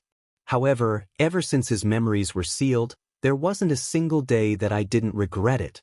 Look at Yu Yu, what has he become? Gong Xiaoying was startled and suddenly stopped talking. Do you think you're doing this for Yu Yu? He had forgotten all his memories. He had forgotten Yun Shishir and Mu Yaja. He had even forgotten who he was. Do you think this is for his own good? You have no right to do this, and you have no right to erase Yu Yu's memory and tamper with his life. Shut up. Gong Xiaoying interrupted coldly. I don't need you to tell me what to do. You're high and mighty, you're insufferably arrogant. Now, the Gong family can call the wind and summon the rain, looking down on everything. No one has the right to criticize you about what you're doing. Alice's lips suddenly trembled violently as she spoke. Yu Yu is innocent. He's just a child. He just wants to be by his mommy's side. Look at how cute Yu Yu used to be. He was with his family and he was smiling every day. But now, he's become a cruel, cold, and insensitive person. He's also become someone with terrifying ambitions and hatred that shouldn't exist at his age. He's just a child. How can you bear to torture him like this? Chapter 36-35. Alice did not care about anything else. If you persist in doing this, your daughter will never forgive you. Gong Xiaoying's pupils constricted as he stared fixedly at Alice. It was as if he was an explosive that could explode at any moment. Alice had always been fearful of Gong Xiaoying. However, there was no trace of fear in her eyes right now. Right now, I want you to seal this child's memory, just like how you sealed Yun Tianyou's. She would not make the same mistake a second time, even though she had no feelings for Xiao Yichen. However, perhaps because she could no longer have children in this lifetime, she could understand the pain of a mother and son turning against each other. Hence, she could understand Yun Shishir's pain, as well as Yu Yu and Xiao Yichen's pain. She had already killed Yun Tianyu. She could not kill Xiao Yichen as well. Gong Xiaoying glanced at Mu Yichen before returning his gaze to Alice. His tone was full of threat. Do it right now. Alice took a deep breath and rejected him coldly. I don't want to do this kind of thing again. She mustered up her courage and rejected him with an incomparable conviction. She knew what the consequences of going against the man's order were and what it meant. The man standing in front of her was the head of the Gong family. What's more, he was the person with the highest authority in the Hurricane Group. Alice knew very well what it meant to go against his order. It was just that she was unwilling to do so and was even more unwilling to comply with his decision. Gong Xiaoying did not expect Alice to go against his order. His gaze turned stern as he sized her up in disbelief. He was so angry that he laughed. Do you know what you're saying? I know, and I know very well that I'm going against your order. You asked me to wipe Xiao Yichen's memory, but I said, no. Alice's tone gradually softened as she spoke. Boss, please, don't go on like this. You've already hurt Yun Shishir and Yun Tianyu once. How can you bear to do it again? Do you really want to fall out with Yun Shishir and her father? Gong Xiaoying was stunned for a moment before he regained his senses. He gritted his teeth and said, whether it's Mu Yichen or Yun Tianyu, didn't she get together with Mu Yaja because they have 2 children? Now, if the 2 children are in my hands, she'll go home. At the mention of Yun Shishir, gentleness appeared in his eyes. The reason why he hated Mu Yaja so much was not just because of the previous generation's feud. He knew that Yun Shishir gave birth to these 2 children because she was a surrogate mother for the Muse when she was 18. She, Gong Xiaoying's daughter, his daughter, was so lowly that she was used by the Muse. How could his daughter do such a despicable thing? How dare the Muse? Therefore, he could never forgive the Mu family and Mu Yaja for doing such a thing to his daughter. So what if Yun Shishir returns to your side? Alice hysterically tried to wake him up. What's the difference between you and an executioner? Shut up. Gong Xiaoying stopped her. Don't think that I won't dare to touch you just because you're Gong Jie's woman. Even if I kill you today. Chapter 36-36. Alice was not afraid at all. My life is in your hands. The fate of so many people in the hurricane group is also in your hands. Killing me is just a matter of words. But don't you regret it? Gong Xiaoying raised his hand high, but Alice just stared at him without retreating. However, his hand did not fall for a long time. Do you think you're the only one who knows hypnotism? Gong Xiaoying's hand fell slowly, but he laughed coldly. Do you think I can't do it without you? Alice was stunned. Gong Xiaoying turned around and said in a low voice, "Come in." As soon as his voice fell, he saw the door slowly open, and a man wearing a white cloak slowly walked in. The man was very young and very thin. He was wearing a cloak, but it seemed empty. His face was buried under the brim of the hat, and the shadow covered his eyes. But it was not difficult to see that this man's features were exquisite. It was just that this exquisiteness was mixed with some elements of gender. There was a gloomy and cold aura around him, like a poisonous snake, beautiful but deadly. It had nothing to do with gender. This kind of beauty could make people hold their breath and focus. He was holding a crystal ball in his hand. However, this crystal ball looked a little special.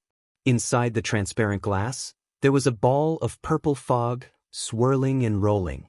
Mu Yichen's heart skipped a beat when he raised his head and saw the man. He did not know why, but this man had an especially dangerous aura.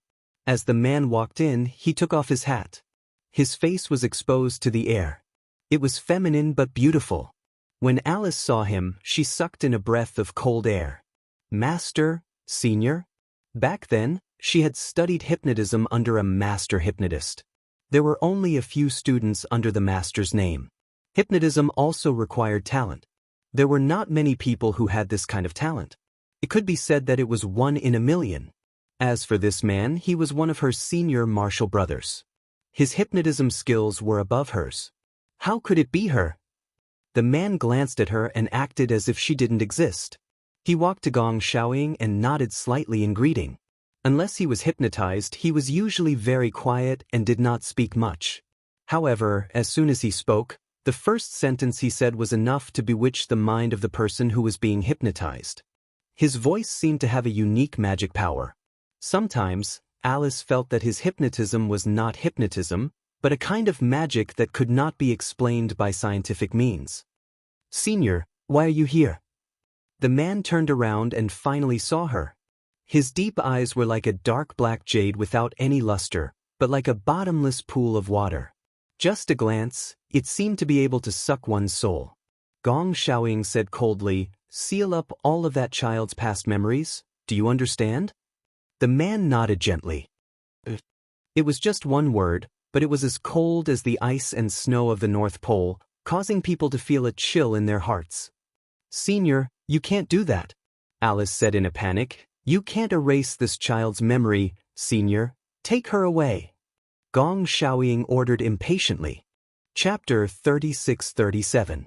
The man in the white robe walked slowly to Xiao Yichen and squatted down gracefully. His dark eyes scanned every inch of Xiao Yichen's features and his thin lips slowly curved into a cold smile. Just by looking into his eyes, Xiao Yichen felt as if his body was frozen and he couldn't move. At the side, Lisa saw this and started to struggle. The man glanced at her from the corner of his eyes but didn't take her seriously. No matter how powerful she was, she wouldn't be a threat if she was tied up like this. However, with someone else around, it would be easy to disrupt the hypnosis if they made any noise during the hypnosis. The man said softly, "Take her away." "Take her away." Gong Xiaoying gave the order and Lisa was immediately taken out of the room. He also left with his men. All the doors were locked from the inside. The man slowly lifted the crystal ball and held it in front of Xiao Yichen. The latter was attracted by the illusory purple fog in the crystal ball and his eyes suddenly lost focus. He felt as if he was about to enter the man's world. He immediately pinched his palms and forced himself to wake up. Xiao Yichen shook his head forcefully and turned his face away from the man. If he didn't look at him, he wouldn't be hypnotized. The man smiled faintly. He had hypnotized countless people, but most of them were unwilling to do so. "Who do you want to see the most now?" The man gently placed his hand on the surface of the crystal ball and caressed it. He said casually, "Is it her?" When Xiao Yichen heard this, he couldn't help but be attracted by the man's words. He turned his head and looked at the crystal ball. However, he saw that the fog in the crystal ball gradually transformed and reflected Yun Shishi's gentle smile. Mommy. Mommy? Xiao Yichen was completely shocked. He could actually see Yun Shishi's face in the crystal ball. The man observed his expression and asked faintly, "Who is she?" Xiao Yichen looked at him and bit his lip hard, but he didn't say anything. Cold sweat, drop by drop, continuously slid down from his forehead and flowed into the gaps between his lips. It was extremely bitter. "Oh, that's not her?" The man stroked the surface of the crystal ball again. Xiao Yichen stared intently at the crystal ball. The fog continued to transform, and a tender but adorable face was reflected in the crystal ball. "Yueyao, Yueyao." Xiao Yichen suddenly became agitated. He struggled, but the more he struggled, the tighter his hands were tied. "What are you trying to do?" he questioned angrily. The man smiled and held the crystal ball in front of him. In the crystal ball, that tender and cute face slowly came to life. Yueyao opened her eyes wide and stretched out her hands towards him. "Brother hug, Yueyao, is she the one you want to see?" The man stroked the crystal ball again, and the fog transformed into Yu's face again. However, Yu's eyes were cold as if she was a stranger. Yu, who was reflected in the fog, suddenly opened her mouth and spoke. "Muichin, don't come back." Her voice was cold, but every word was cruel and heartless. Xiao Yichen was stunned. He frowned and couldn't believe that Yu had said those words. But he smiled bitterly and said to Yu, "Why don't you come back?" "Because no one needs you." Chapter 36-38. He didn't know why, but no matter how tough the environment was or how hopeless the situation was, Xiao Yichen's heart was about to break when he heard Yu's words. "You don't need me, that's right." Yu echoed in the crystal ball, "No one needs you." Xiao Yichen's pupils gradually lost focus. He stared at the crystal ball numbly. A line of tears slowly flowed down from his left eye. One tear, followed by another. In an instant, his face was covered with tears. The man looked at him as if he had been hypnotized. He smirked coldly. "It's not like that." Xiao Yichen suddenly looked up and said angrily, breaking down, "It's not like that. Yu wouldn't say such things. This isn't Yu. This is an illusion created by you." The man smiled and said, "I'm not a sorcerer and I don't know magic. This isn't created by me. It's your inner world." He inched closer to little Yichen and slowly breathed in through his thin lips. "You yearn to be needed and valued. You're afraid of being outlawed and ignored, right? But you're not needed and you're not relied on. They don't need you." "It's not like that." Xiao Yichen screamed crazily, "You're bewitching me again. I want Mommy, Daddy, you, and Yueyao. They all need me, they all need me." He was irreplaceable. He was Muichin. The man smiled and said, "Have you been lying to yourself all this time?" Muichin gritted his teeth. Suddenly, he leaned over and hit the crystal ball in his hand. With a loud crack, the crystal ball fell to the ground and shattered into pieces. The fog in the sphere slowly rose. Muichin could only feel the fog gradually condensing.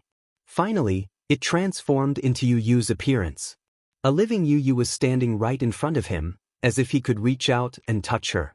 The entire world was plunged into darkness. It was so dark that one couldn't even see one's fingers. Everything had changed. The white-robed man also seemed to have disappeared. Muichin lowered his head and looked at his body. There were no ropes, no handcuffs, no chains, and no chair. He stood up and looked up. Yu was still standing in front of him, but she did not disappear. "Yu." Muichin anxiously rushed towards him and held him in his arms. His body was so cold that it was as if he had no body temperature. "Why is it so cold?" He nervously grabbed Yu's shoulders and sized him up. However, Yu coldly pushed him away. "Don't touch me." As Yu spoke, his gaze landed on the necklace around his father's neck, only to see a necklace around his neck. It was a purple crystal. All of a sudden, Yu forcefully tore the amethyst off and casually dropped it on the ground. "You, don't call my name. Yu turned around coldly. Muichin, no one needs you anymore. Mommy and Yueyao already have me. No one wants you to come back. So, he slowly turned his head. His eyes were covered by the shadows. His lips were curled into an extremely cold smile. Don't come back. No, it's not like that. Muichin shook his head in disbelief and forced a bitter smile. Yu, I know you lost your memory and don't remember me. But it's okay. You will definitely regain your memory. Chapter 36-39. Xiao Yichen stared at Yu in disbelief. He did not understand why he would say such a thing. In his impression, Yu was a tsundere, but he had a gentle heart. He would never monopolize Mommy's love. This was not Yu. However, the person standing in front of him, with those familiar eyes, was clearly Yu. But why would Yu say such cruel words? Yu saw that Xiao Yichen did not speak, so he asked coldly, haven't you noticed? No matter what, Mommy always prioritizes me. In her heart, I've always been more important than you. You should have noticed this, right? Xiao Yichen's face turned ashen. Mommy had always prioritized you. This had always been the case. This was because Yu's health was not good. Yu was good at pretending to be obedient. Xiao Yichen prided himself as an elder brother. Hence, he knew how to take care of Yu, regardless of how big or small the matter was. Even if Mommy valued Yu more than him, it did not matter. Even if Daddy valued Yu more than him, it did not matter. This was because Yu was his younger brother. His most beloved younger brother. No one could replace his position in his heart. Whether it was Mommy, Daddy, Yu, or Yueyao, they were all his dearest family members. They were all unique and could not be replaced. However, when he heard Yu say such cruel words, Xiao Yichen could not help but feel a sense of loss. A smug look appeared on Yu's face. Mommy loves me more. Compared to me, you're nothing in Mommy's heart. Xiao Yichen glared at him and clenched his fists. He suddenly lowered his head, looking extremely disappointed. Yu sized him up arrogantly and said casually, I went missing for a year. Mommy didn't eat or drink. When she found out about my whereabouts, she was willing to use you to replace me and bring me home. What about you? You can only stay on this huge island all by yourself. It's not like that, oh? Yu asked calmly, then what is it? Muichin, you don't have to deny it. Mommy values me more than you. Mommy and Mommy have depended on each other since we were young. What about you? How can you compare yourself to me? As he spoke, he smiled coldly. You don't have to come back. I'm enough for Mommy. Little Yichen smiled bitterly and raised his head, revealing a trail of tears on his face. He smiled with tears in his eyes and said gently, even if Mommy loves you the most, it doesn't matter. I won't be sad. Because you're my younger brother. Yu, who was standing in front of him, was in a daze. You're my younger brother. I'll give you everything. I won't fight with you. Don't worry, I won't be sad. Xiao Yichen wanted to hug him as he said this. With a look of disgust, Yu broke free from him and flung his hand away. Don't touch me with your hand. Yu said coldly, I don't want an older brother like you. Xiao Yichen was stunned. Yu's words pierced his heart like a knife through butter. Why? Xiao Yichen forced a smile, but it was stiff. Is it because I didn't do well enough? Or, you don't like me? It's not that I don't like you. I hate you. Yu's eyes were fierce. If it weren't for you, Mommy would only belong to me. I hate people who want to steal Mommy from me. I didn't steal her. Chapter 36-40. After a pause, Muichin said nervously, Mommy only belongs to you. I won't snatch her away, okay? You, don't be like this. As he said this, he helplessly reached out to grab Yu's hand. However, Yu took half a step back in disgust. It was as if he felt dirty just by touching him. Don't touch me. Yu's figure gradually blurred and turned into a thin mist before dissipating. No. Xiao Yichen pounced on him sadly, but it was all in vain. When he looked up again, the scene in front of him had changed again. He saw Xiangdi stroll. His home. At this moment, he couldn't tell if he was in a dream or reality. Xiao Yichen bit his lip hard and tried to walk forward. He stood outside the main door. Through the lanyard and across the courtyard, he saw Yun Shirshir carrying Yueyao through the floor-to-ceiling windows. "Mommy!" He anxiously groped for the door and tried to open it, but the door was locked from the inside. He was blocked outside the door and couldn't get in. "Mommy, open the door!" Mu Yichen shouted frantically, "Mommy, it's me, Xiao Yichen. I'm back." However, no one paid attention to him. It was as if he was a ball of air that no one could see. A sense of loneliness enveloped him. Mu Yichen suddenly felt that he couldn't breathe. The feeling of being completely ignored overwhelmed him. "Mommy, can you hear me?" Mu Yichen's throat was blocked. He choked and said, "It's me. I'm Xiao Yichen. Open the door and let me in, okay? I want to go home." Yu Yu's voice suddenly came from inside the house. "Yueyao, your brother is here." Xiao Yichen retreated back to Lan Shan. Through the floor-to-ceiling window, he saw Yueyao staggering towards Yu. Yun Shirshir and Mu Yaja stood at the side, looking at him with gratified expressions. Yu hugged Yueyao and lovingly hugged the cuddly little ball in his arms. Yueyao hugged Yu's neck tightly and smiled. "Brother!" This clear and loud sentence made everyone beam with joy. Xiao Yichen heard Yueyao's laughter through the window and couldn't help but laugh as well. He hadn't seen Yueyao for a long time and missed her very much. Now, just hearing her clear voice warmed his heart. Yueyao, his little princess. Xiao Yichen stood outside the villa and looked on eagerly. However, the warm scene in the house seemed to have nothing to do with him. He wanted to go home more and more, to return to that warm home. He missed Mommy Yueyao and Daddy so much, he missed Yu so much. Xiao Yichen went back to the main door and pressed the doorbell forcefully.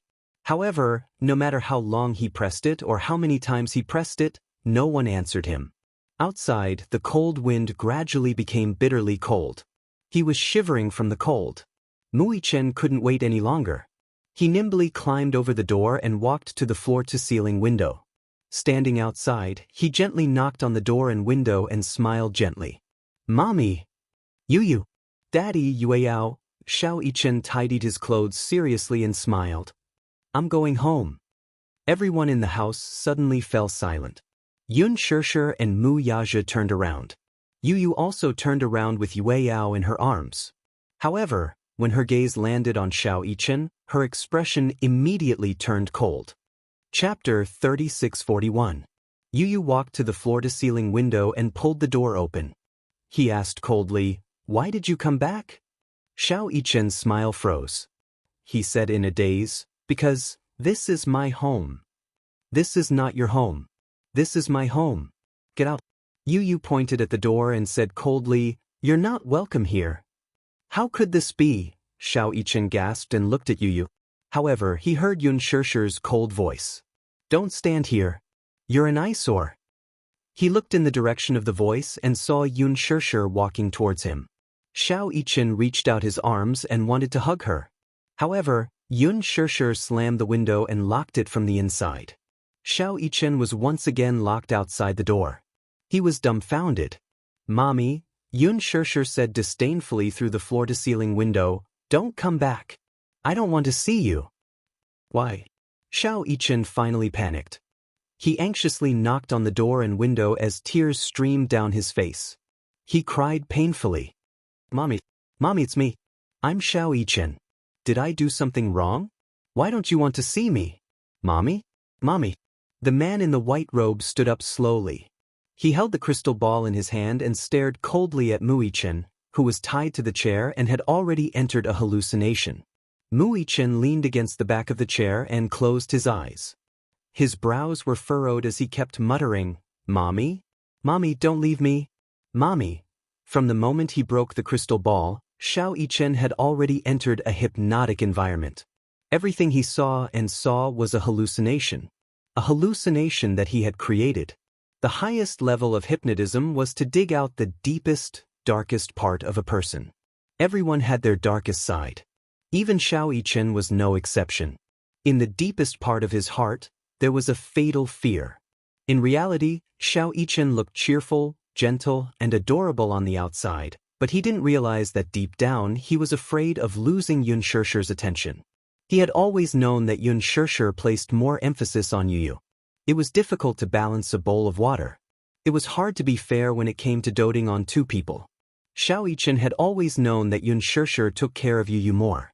It wasn't that he wasn't envious, but as an older brother, he didn't care. However, deep in his heart, he still longed for Yun Shishir to love him more. She wanted to be on par with Yu. However, these selfish thoughts had always been suppressed at the bottom of his heart. Xiao Yichen didn't care who his mommy loved more. Whether it was his mommy or Yu, they were all inseparable family. As long as he could be with his family, he was already very satisfied. However, through hypnotism, the uneasiness in his heart, as well as the fear of being ignored, were magnified several times. The hypnotism created an illusion for him. Through this illusion, he would face the deepest fear in his heart. This fear would be magnified continuously, and it would become an unbearable nightmare. This nightmare was an incomparably cold world. He couldn't walk out at all, and it would be difficult for him to escape. Chapter 3642. Mu Yichen sat on the chair, his eyelashes trembling violently. Then, a teardrop slowly flowed out of his eye. Despair! The white-robed man let out a faint sigh. No matter how strong a person's mind was, it would be difficult for him to accept the despair of betrayal. In Xiao Yichen's heart, whether it was Yun Shishir, Mu Yaja, Yu, or Yueyao, they were very important to him. It went without saying how important they were.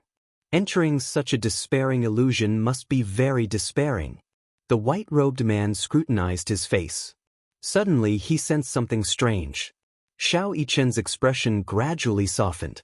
It was the kind of softness that came from relief.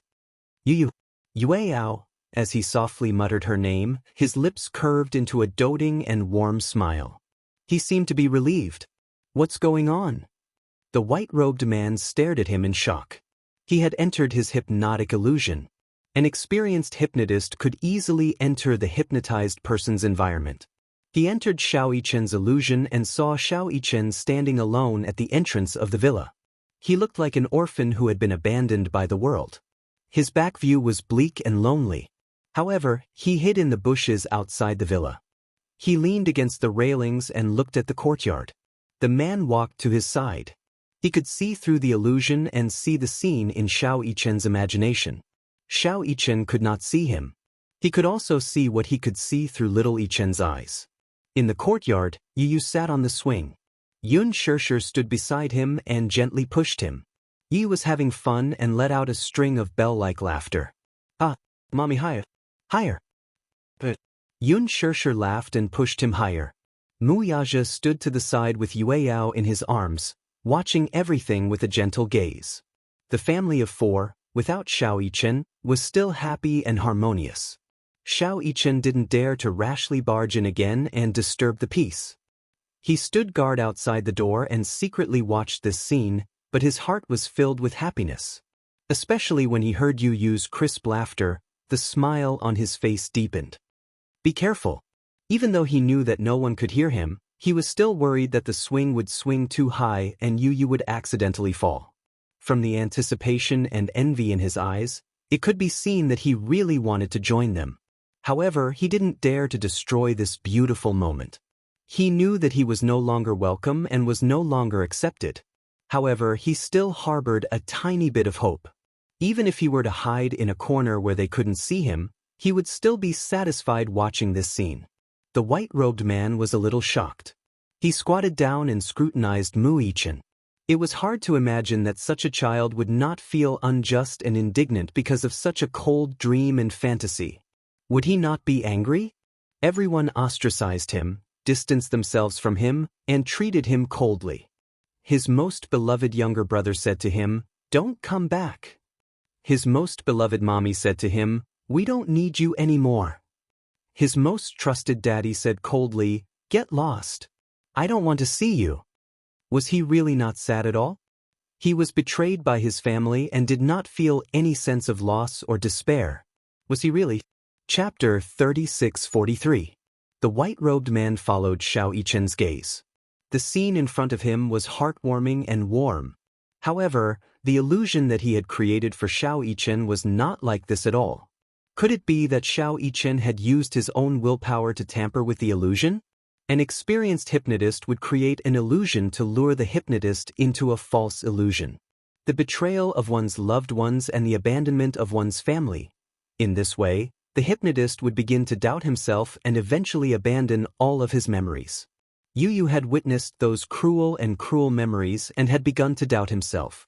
In the end, he had been devoured by his first personality, and even his first personality's memories had been sealed away. However, Xiao Yichen did not follow his lead and follow the illusion that he had created. Instead, he changed the direction of the illusion. When the white-robed man saw this, he immediately waved his hand gently and the scene in front of him disappeared immediately. Mu Yichen only felt a blur in front of his eyes and the villa was no longer there. Yu and Yueyao were no longer there either. Mu Yaja and Yun Shishir were also gone. Instead, there was a cloud of smoke lingering around them. He only felt that he was in a dark environment where he could not even see his own fingers. Xiao Yichen panicked for a moment but quickly calmed down. He walked in the fog and looked around. He stretched out his hand and tried to push aside the heavy fog, but he could not see his surroundings clearly. "Mommy!" Xiao Yichen tried calling out a few times but could only hear his voice echoing continuously. He could not hear anything else.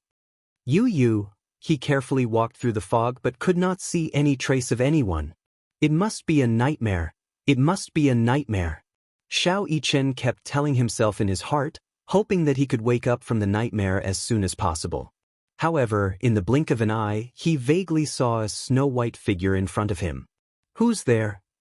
Xiao Yichen panicked and chased after the figure. "Mommy! Yu, is that you?" He chased after them in a panic, but after running for an unknown amount of time, he felt something tripping him. All of a sudden he fell to the ground. Xiao Yichen looked up tiredly, only to see a small figure standing in front of him. The dense fog dispersed. The little guy's face gradually became clearer. Xiao Yichen's eyes were filled with shock. He saw the little Yueyao standing in front of him, looking down at him with disdain. She was still sucking on the pacifier with relish. However, her gaze was empty, as if she was being controlled by someone. What was familiar was her face, but what was unfamiliar was the feeling she gave off. Before Xiao Yichen could finish his sentence, he felt a dull pain in his chest. He looked down in shock and saw a small hand tightly holding a dagger. The small hand at the end of the dagger belonged to the innocent and harmless little Yueyao.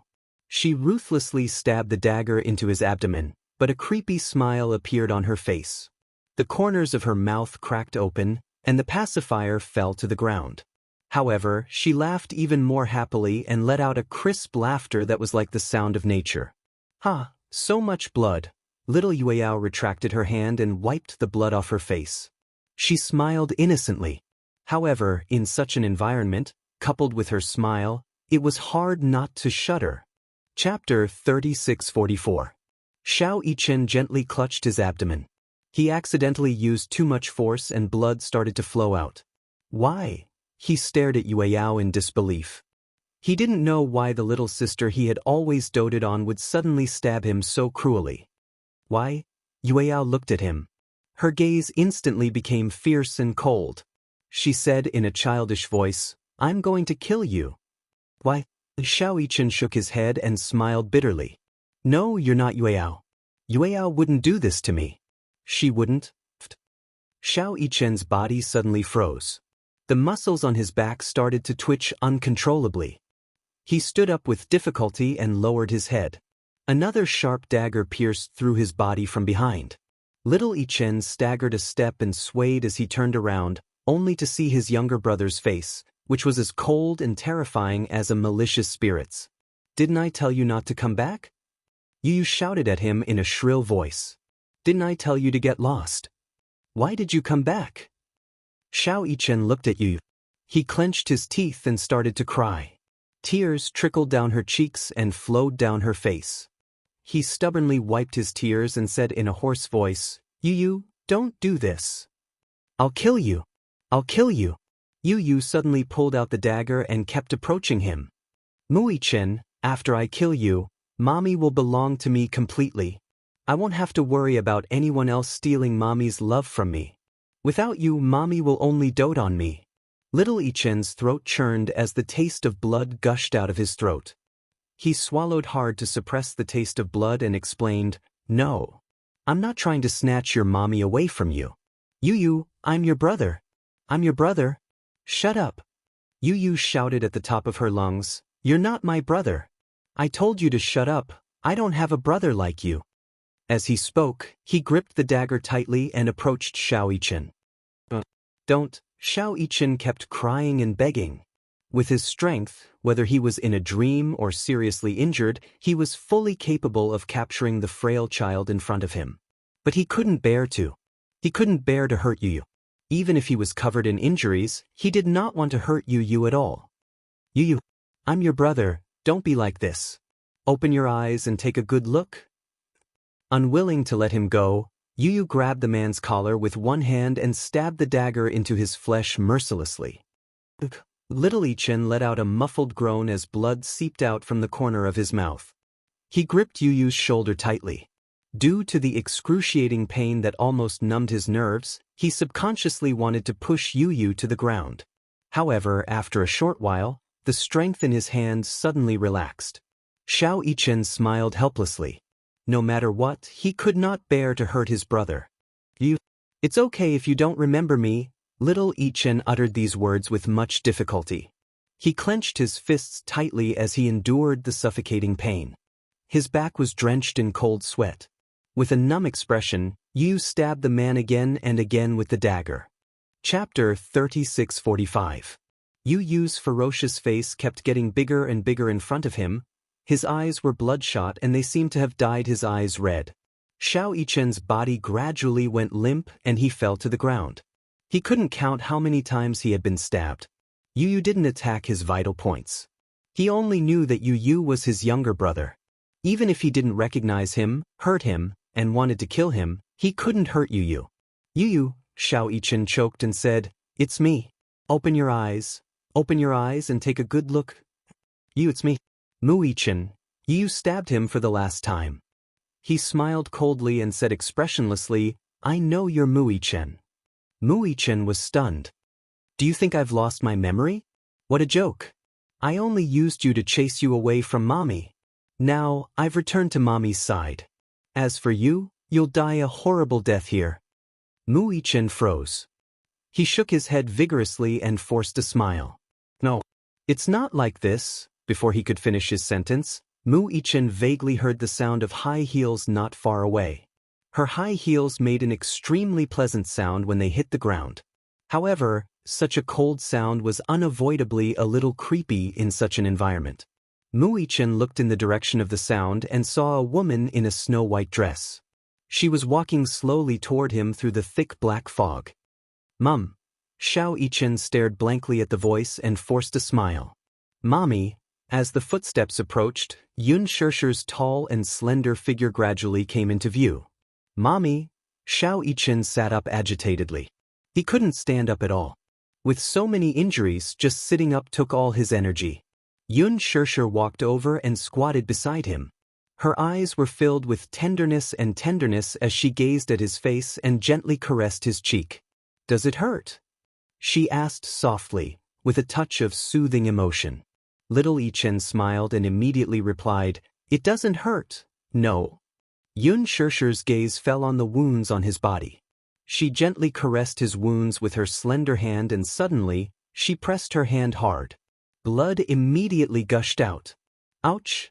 Xiao Yichen arched his body in pain and broke out in cold sweat. "Did it hurt?"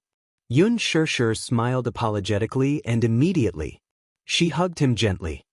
"Xiao Yichen, it doesn't hurt. It won't hurt anymore." Xiao Yichen smiled weakly. "Mommy, it's okay. It doesn't hurt, but you've lost so much blood." Yun Shirshir hugged him even tighter and said in a heartbroken tone, "Xiao Yichen, it doesn't hurt anymore. I'll set you free." As soon as she finished speaking, Xiao Yichen felt another sharp pain piercing his heart. It was his vitals. Earlier, regardless of whether it was Yueyao or Yu, none of them had managed to stab his vitals. Only the dagger in Yun Shirshir's hand had mercilessly pierced his heart. However, he could no longer feel the pain now. Chapter 3646. Sob, sob, sob, sob. He suddenly cried like a child, heartbroken and heartbroken. It didn't matter who it was, be it Yue Yao or you. He wasn't afraid of anyone who hurt him. Why did it have to be her? Why did it have to be his beloved mommy? Why did she have to kill him? What did he do wrong?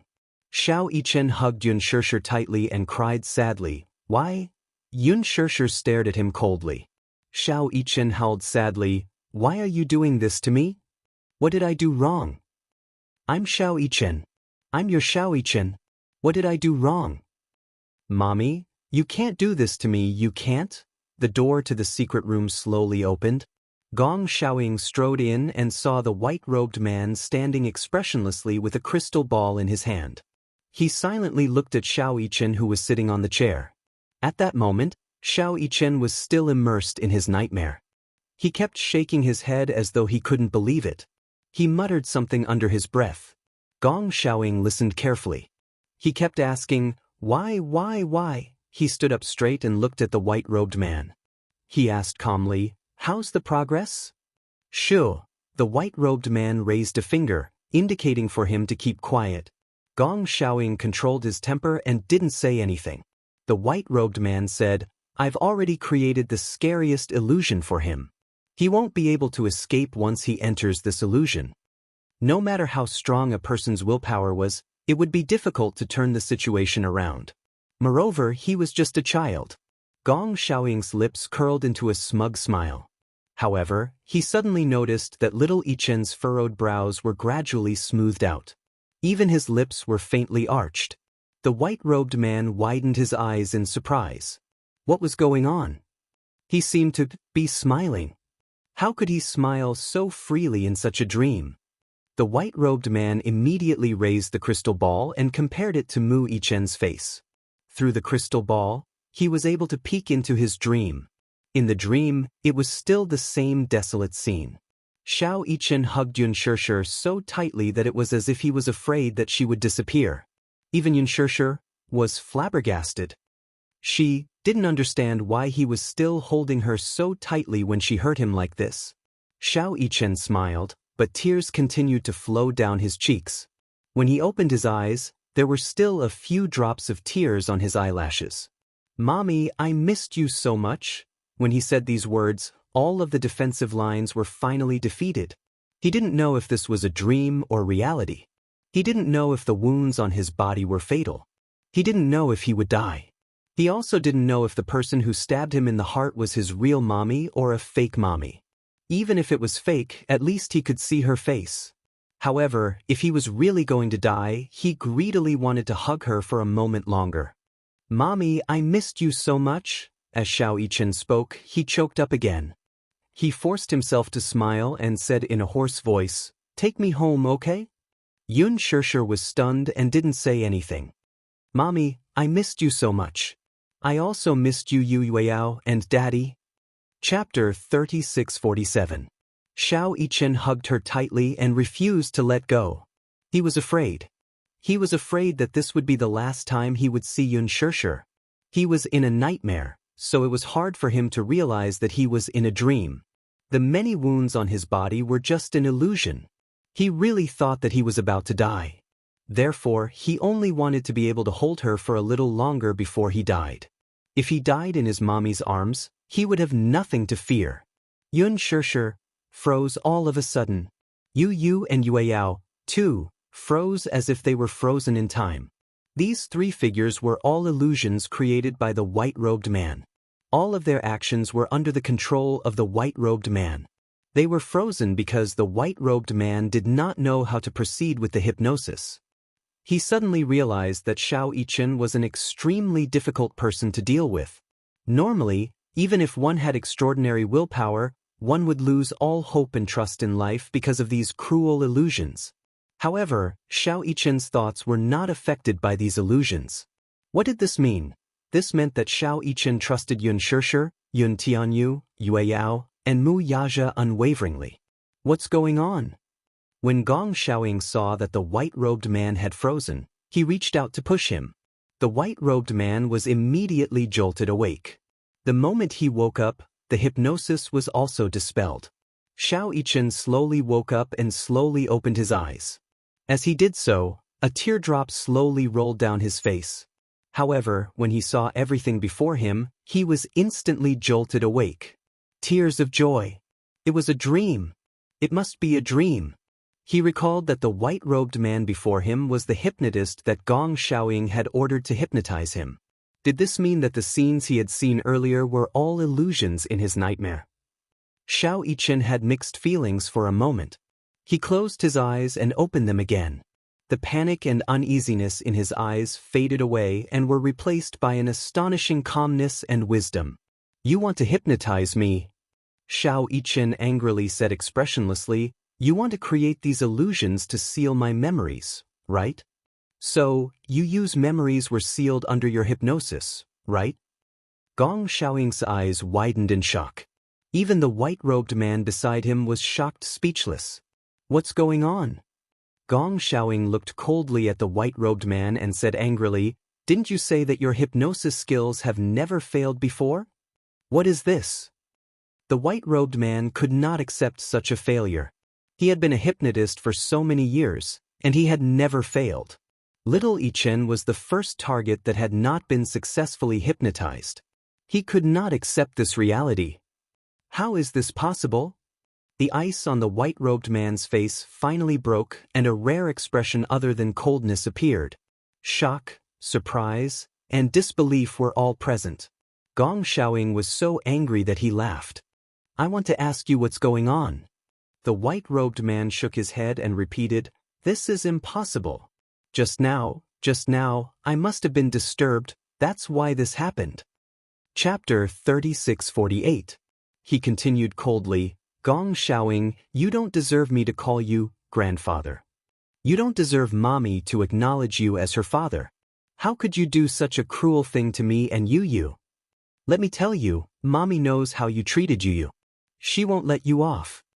Gong Xiaoying was stunned and did not say a word. The white-robed man asked agitatedly, "How did you do it?" Xiao Yichen looked at him and asked, "What?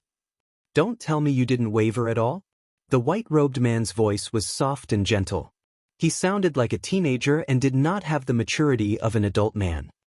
"Your mother's betrayal, your brother's betrayal, your sister's betrayal, and your father's indifference. Don't you feel despair?" Xiao Yichen was silent for a long time when he heard this. Then, he curled his lips in disdain. "So, you used this method to achieve the purpose of hypnotizing memories." After a pause, Xiao Yichen sneered coldly and mercilessly, "What a joke! Why should I believe that they betrayed me?" Xiao Yichen thought of Yun Shishir and a warm expression appeared on his face. "Mommy will always be my mommy. You will always be my brother. Whether it's Yue Yao or Daddy, they are an inseparable part of my life. Unless I die, don't even think about wiping away my memory of them." The white-robed man's heart trembled when he heard this. He did not expect Xiao Yichen to have such strong willpower. Gong Xiaoying staggered when he heard this. After a short moment of daze, his eyes revealed a trace of admiration. "Very good." After he finished speaking, he turned around and left. The white-robed man looked at him with a complicated expression before he turned around and left as well. Mu Yichen was left alone in the darkroom. His chest rose and fell for a long time before he finally calmed down. However, for a long time, he did not dare to close his eyes. He was worried that if he closed his eyes, he would dream of those unpleasant scenes again. "Mommy," Xiao Yichen sighed softly. "Yuyao, Daddy, you must wait for me to come back." When Lisa regained her consciousness, she found that she was also locked in a secret room. When she opened her eyes, there was a slanted skylight in the upper left corner. Through the skylight, she could vaguely make out that the sky was already slightly bright. It was dawn. How long had she been unconscious? About a few hours. What about Mu Yichen? Wasn't he locked there yet? At the thought of Xiao Yichen, Lisa began to struggle excitedly. However, as she struggled, the rope became tighter and tighter. This knot was tied with a special technique. The more he struggled, the tighter it became. Lisa calmed down. She held her breath and concentrated, slowly shrinking her bones. Even the Gong Jie did not know that she had the ability to shrink her bones. In the past, when she was in the training camp, she was often locked up. Once she was locked up, she would not be able to eat or drink for a few days and nights. She was extremely hungry, so hungry that her eyes turned red. Thus, she learned how to escape from the cage. At first, the bars of the cage were not close to each other. At that time, she was thin and small, so she could escape from the cage easily. She stole some leftovers and returned to the cage. Later, when they changed to a stronger cage, she began to practice the ability to shrink her bones. She did not expect that she would really succeed. Chapter 3649. Using the bone locking spell, she quickly broke free from the ropes and tiptoed towards the door. However, she was surprised to find that the door wasn't locked with a combination lock but was chained from the outside by a chain. She gently pushed the door open, and when she pushed it to the limit, there would be a gap between the two doors. Her hand was very small, and when she passed through the gap, she could just touch the lock. Lisa frowned and thought for a moment. Looking around, she didn't find any suitable tools. She suddenly thought of something and took off the earrings from her ears. The earrings were made of stainless steel, and she used some strength to roll the earrings into a long iron wire. Holding the lock with one hand, she aimed the tip of the iron wire at the lock cylinder. Just as she was about to pry the lock cylinder, she suddenly heard footsteps outside the door. She immediately retracted her little hand and leaned against the door, holding her breath in concentration. Until the footsteps gradually faded away, she patiently waited for a while before turning around. Her little hand stretched out and held the lock, using the iron wire to pry it open gently. In less than 3 seconds, a click was heard and the lock was unlocked. Lisa gently placed the lock to one side and carefully pushed open the door. The chain kept loosening, and with a clatter, it fell onto the ground. She heard hurried footsteps from not too far away. It was probably the movements here which had alarmed the people guarding the door or the surveillance cameras outside the door. Her actions had been discovered. Until the footsteps neared, she couldn't care less and kicked the door wide open. She came face to face with 2 fully armed mercenaries. These 2 mercenaries were 2 of the people guarding this island. Usually they were her subordinates. Even though Lisa was much younger than them, but when they saw her walking out from the door, they looked at each other in dismay and timidly retreated half a step. They were clear of their own abilities. Even if they were 2 strong grown men, the 2 of them together might not be Lisa's match. Lisa was young, but her ability was way above them. She was a true killing machine. They couldn't possibly be her match. Lisa swept a glance at them and said coldly, "I don't want to hurt you. Do as you see fit." When the 2 of them heard this, they were hesitant. Gong Xiaoying had ordered them to guard Lisa, and they didn't dare to defy him. However, they knew that they weren't Lisa's match. If they went up against her, they would only lose miserably. Moreover, after so many days of guarding the island and working with Lisa, they had developed feelings for each other. One of them suddenly drew out a dagger from his waist and made a cut on his shoulder. He picked a spot that could heal easily and stabbed twice. When Lisa saw this, she was a little surprised, but she immediately understood what he was doing. When the other person saw this, he immediately took out a short knife and imitated his previous action, stabbing his thigh a few times. They covered their wounds and say, "Lisa, we don't want to make things difficult for you. This is the best solution we can think of this. But there is something you must be clear. What was the consequence of betraying Master Gong? Don't act." Lisa was silent for a moment and asked softly, "Where is Master Gong keeping Xiao Yichen?" Secret room A892. When Lisa heard this, she nodded and said softly, "Thank you." Chapter 3650. The 2 men looked at each other and sighed. They sat down with their backs against the wall and silently wiped the blood from their wounds on their bodies. They also faked signs of an intense fight. Lisa found the secret door. There were 2 locks on the secret door. One was the iris recognition technology, and the other was the password lock. Only by identifying the correct iris could she unlock the second password lock.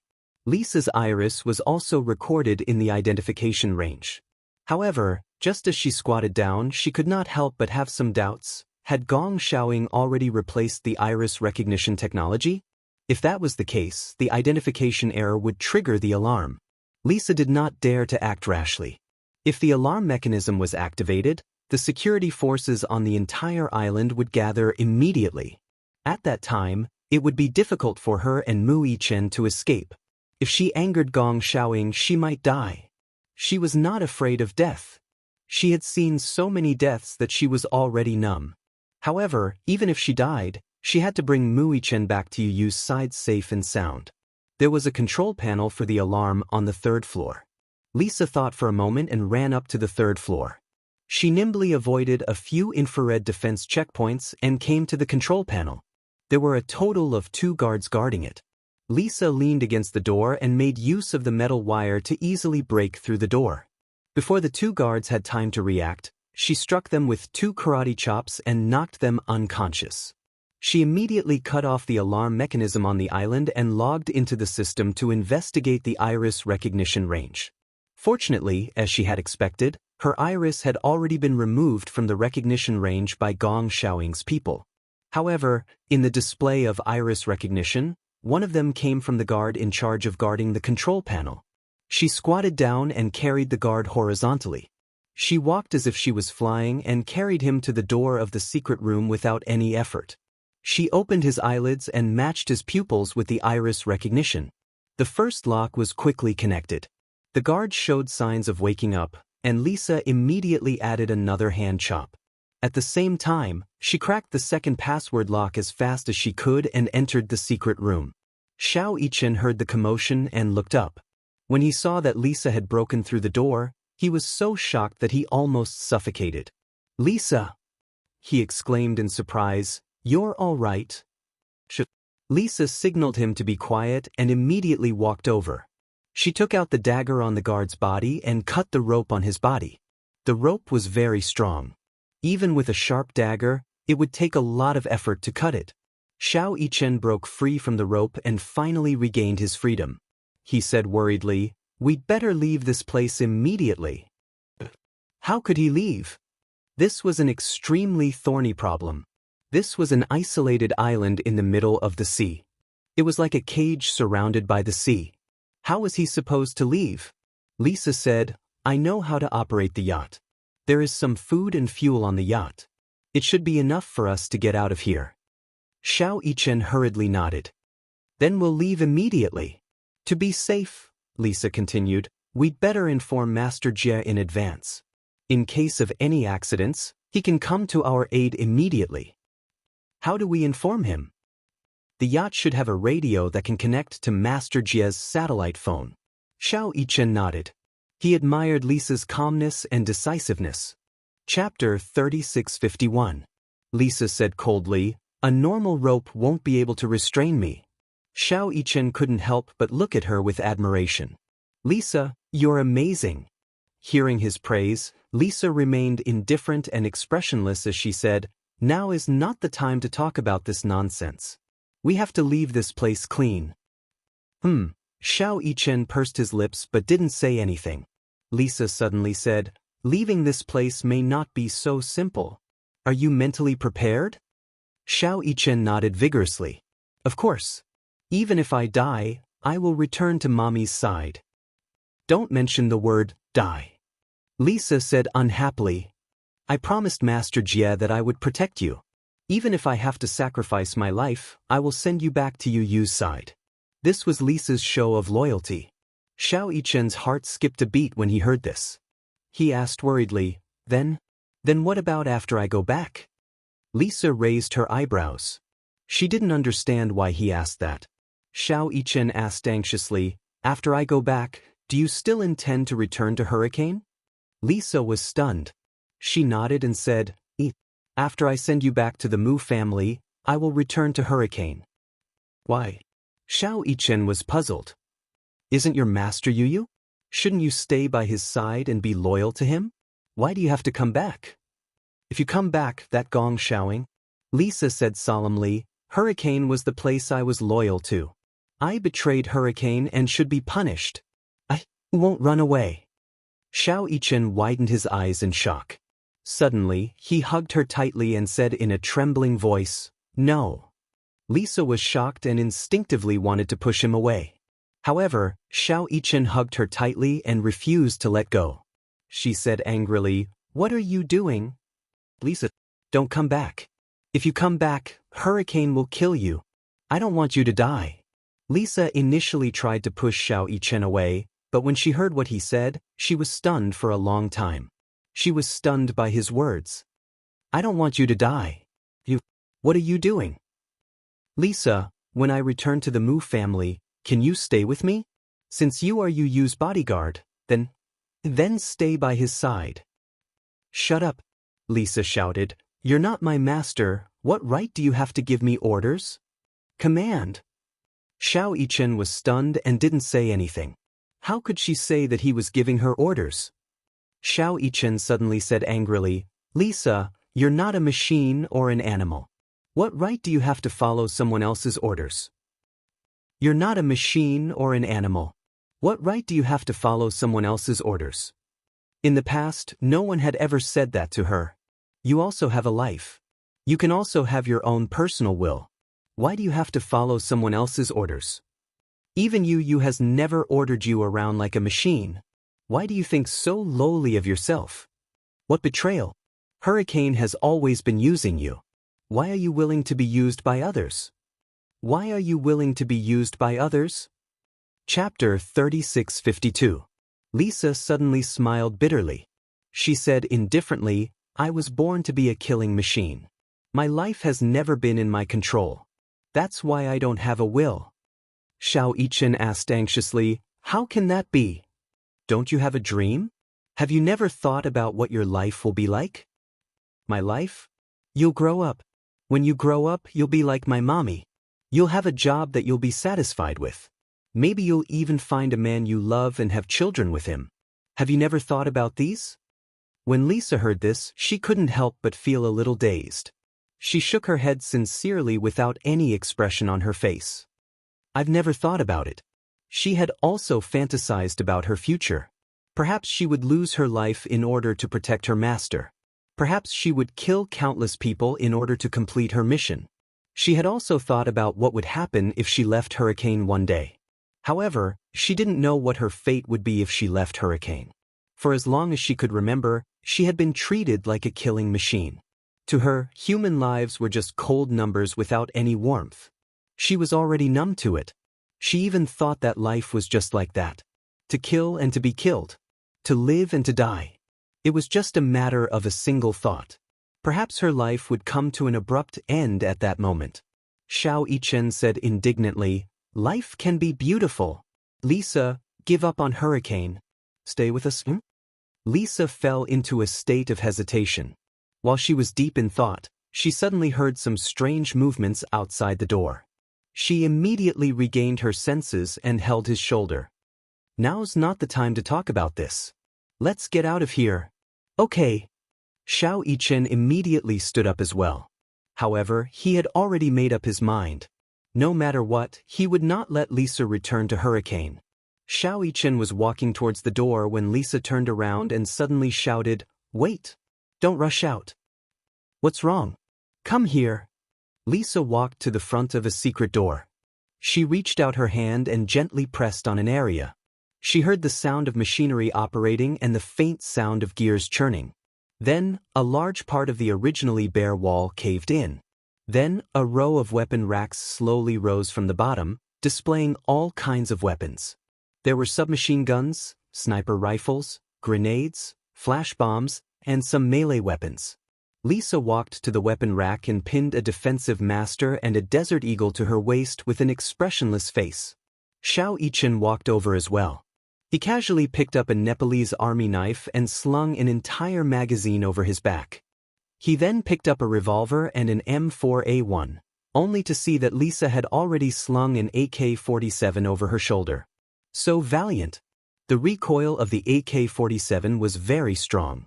He still found it hard to believe that Lisa, who was so thin and weak, could handle a gun with such a strong recoil. Lisa realized that Xiao Yichen was secretly looking at her. She said coldly, What are you looking at? Do you have to use such a valiant gun? Lisa ignored him and took out a few more grenades and stun grenades and buckled them on her waist belt. She asked, Are you ready? Xiao Yichen nodded. Don't you need a bulletproof vest? No! Chapter 3653.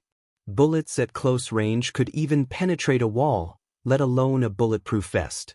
Hence, no matter how tough a bulletproof vest was, it would be useless in front of these bullets. Lisa had never used a bulletproof vest. To her, life and death depended on who had the most accurate, stable, and fast marksmanship. Whoever killed first would be the first to die. Lisa was also taking a gamble. Would Gong Xiaoying's men really shoot Xiao Yichen? Gong Xiaoying had always been cold and ruthless. Even a vicious tiger would not eat its cubs. No matter what, he would not shoot his own grandson, right? Lisa handed Xiao Yichen a pair of goggles and said to him, "Put this on." But Lisa said, "It's to prevent flashbangs." Xiao Yichen put on the goggles. Lisa said to Xiao Yichen, "Let's go." Xiao Yichen nodded. Xiao Yichen was a little surprised as he followed behind Lisa. He had seen many tough guys in the special training camp, but he had never seen a girl like Lisa. She was so young, but she was so courageous. She was simply cool. Xiao Yichen could not help but look at her with admiration, just like a little fan. Lisa shouted, "What are you waiting for?" With the AK-47 in her arms, she walked to the door, raised her leg, and kicked the door wide open. As the door opened, she casually threw out a flash grenade. With a strange sound, the grenade exploded. Alas, Lisa and little Yichen had put on protective goggles beforehand, so they only saw white for a brief moment before regaining their vision. Lisa glanced around. As expected, the door was surrounded by fully armed mercenaries. Following the explosion of the flashbang, everyone's vision was damaged and they crouched down with their guns. Lisa smiled coldly and said calmly, "We've worked together for so many years. I don't want to hurt you. Now, I'm leaving with my men. If you dare to stop me, don't blame me for disregarding our friendship."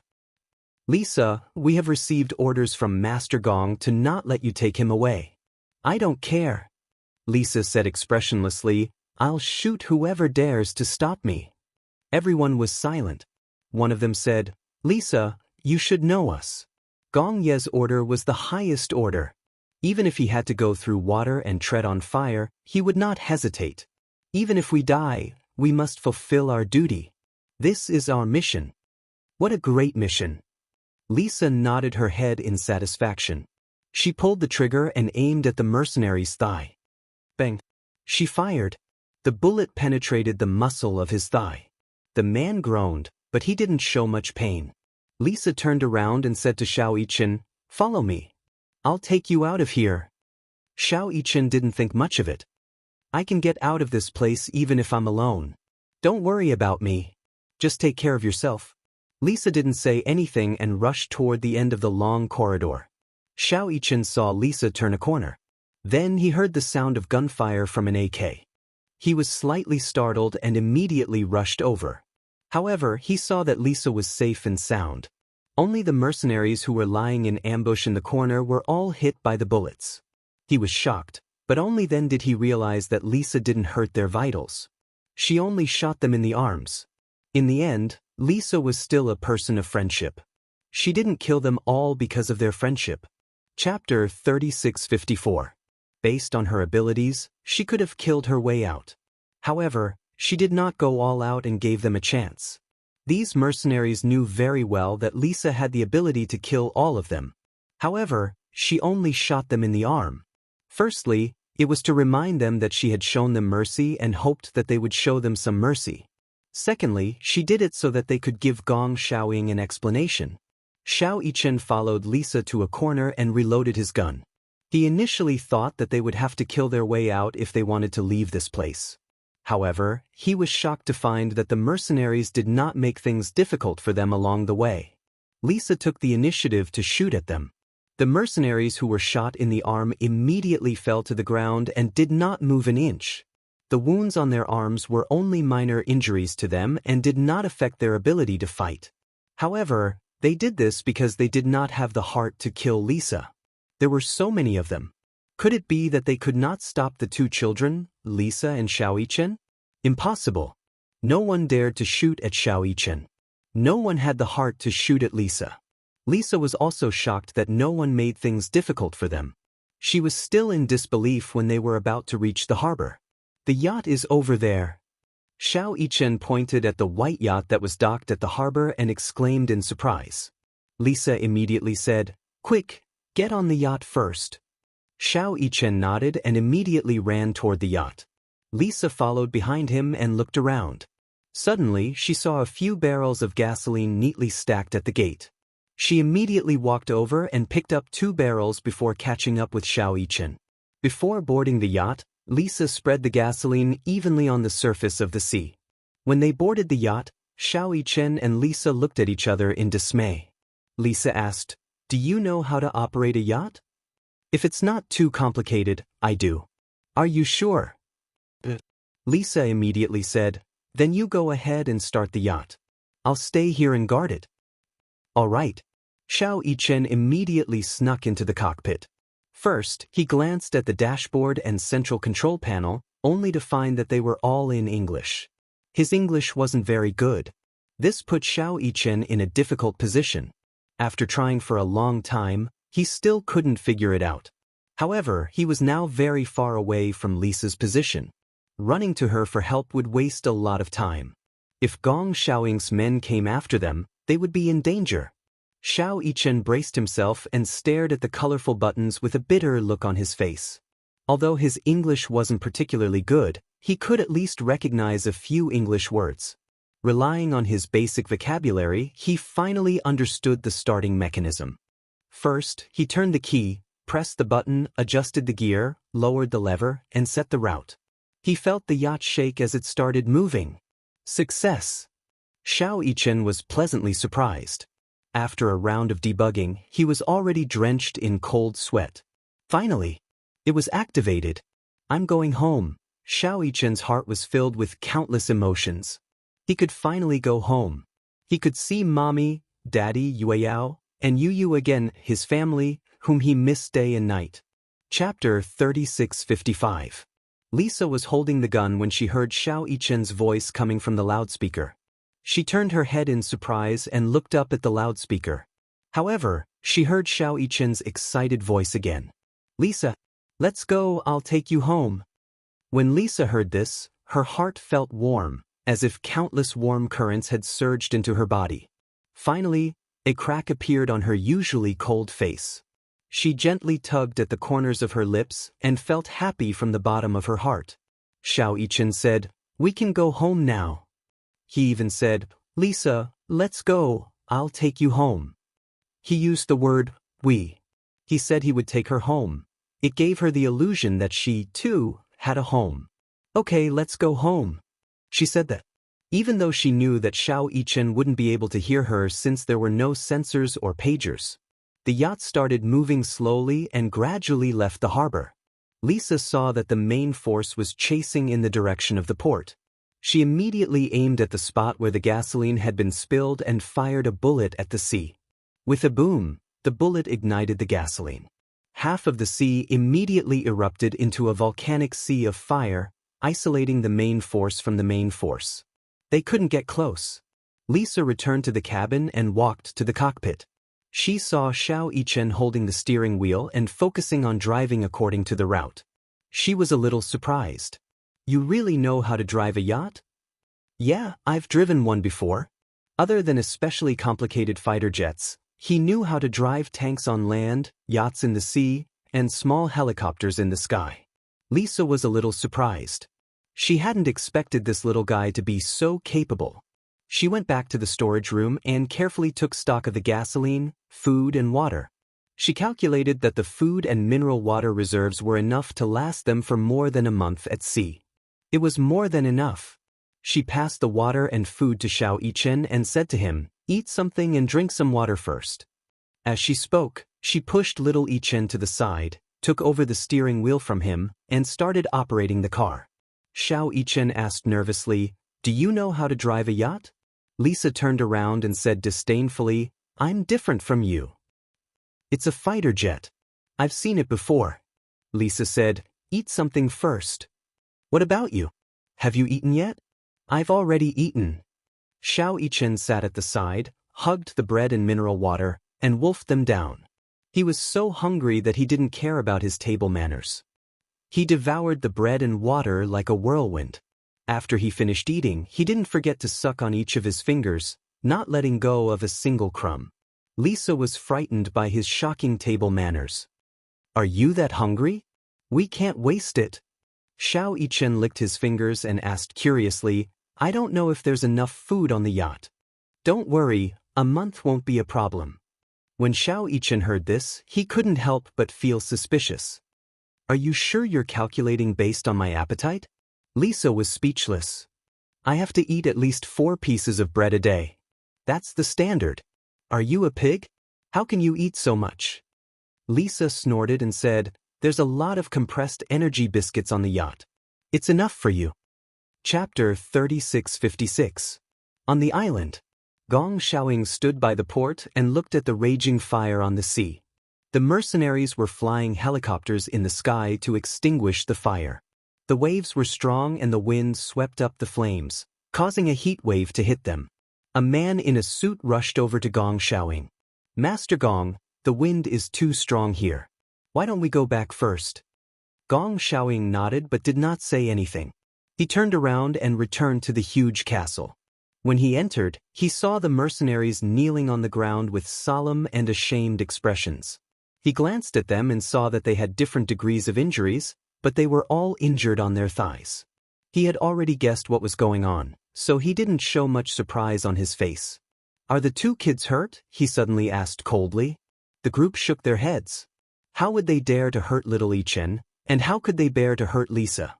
Gong Xiaoying asked sternly again, "Are you sure?" "Little young master is not hurt. We did not shoot." When Gong Xiaoying heard this, his expression softened. One of the mercenaries asked carefully, "Master Gong, do we still want to chase after them?" "No need." Gong Xiaoying waved his hand in annoyance. "Let's retreat." "Yes." Everyone nodded, but they remained kneeling on the ground. Gong Xiaoying did not leave, so they did not dare to stand up. Gong Xiaoying glanced at them and turned back to look at the endless sea through the floor-to-ceiling window. He felt a little desolate. Forget it. Forget it. Let the little guy return to his family. Now he was sober. He was enlightened. He knew that some people could not be kept. Even if he could keep them, he might not be able to keep their hearts. Gong Xiaoying closed his eyes and walked towards the escalator. When he disappeared from sight, one of the mercenaries asked carefully, "I think Master Gong did not intend to stop little young master from leaving." If Gong Xiaoying wanted to stop him, this huge castle would undoubtedly be a cage on the sea. No matter how capable you are, you can forget about escaping. Why were Xiao Yichen and Lisa able to board the yacht so easily? There were keys on the yacht, and it was also equipped with all kinds of sophisticated weapons and radio communication systems. There was even an abundance of food and fuel. Gong Xiaoying must have secretly instructed his subordinates to prepare this. Gong Xiaoying was a prideful person. How could he tell Xiao Yichen that he was letting go and that he could leave? On the surface, he appeared calm and collected, but in reality, when faced with Xiao Yichen, how could he be so cold-hearted? Perhaps it was because he had personally witnessed Xiao Yichen's longing for Yun Shishir that even hypnotism could not seal his memories. Such a persistent heart had finally moved him. Gong Xiaoying also understood that some feelings could not be separated. Even though he was reluctant, he had no choice but to let go. Hurricane Group. This was not Xiao Yichen's home, nor was it Yu Yu's home, nor was it Yun Shishir's home. It will take 2 months to reach the port of the capital from here. Xiao Yichen was shocked. Lisa said, "Ashland Island is indeed very far from the capital. Moreover, this is a yacht, not Master Jia's ship. It won't be fast. But we only have a month's worth of food. Then we'll go to France." Chapter 3657. Lisa pointed at the map and said, "It's not far from France. We should be able to reach it in about a month." As she said this, she patted Xiao Yichen's shoulder heavily and said, "You have to be a little more frugal. The food reserves will last us for 2 months. I've calculated that if we only eat 4 pieces of bread a day, we can last for 2 months. Water is not a problem." 4 pieces of bread a day. Xiao Yichen complained incessantly, Are you trying to starve me to death? There's no other way. That's all we have. If you're hungry, just drink more water. Xiao Yichen looked as if he had a deep grudge against her. Why are you looking at me like that? Lisa continued. 2 months' worth of food reserves is already sufficient, okay? We're escaping from a disaster, not on vacation. You have to be clear about your priorities. Lisa? Xiao Yichen suddenly stared at her, his eyes twinkling. Lisa cautiously took half a step back and narrowed her eyes. What? You've changed. How have I changed? Xiao Yichen said. In the past, you were a woman of few words. Now you speak more than before. Lisa was stunned. She turned her head away awkwardly and did not say another word. She was ignoring him. Xiao Yichen muttered in his heart, I'm telling the truth. In the past, Lisa was like a block of wood. Other than Yu, she ignored everyone else. All right, hurry up and contact my uncle. Tell him to be ready to receive me at any time. Xiao Yichen said and felt a little troubled. There should be a radio on this yacht, right? Yeah. Lisa turned on the radio and connected to Gong Jie's satellite radio. She waited for a long time, but no one picked up. Xiao Yichen frowned. What's going on? Don't tell me she's pregnant. Lisa muttered to herself.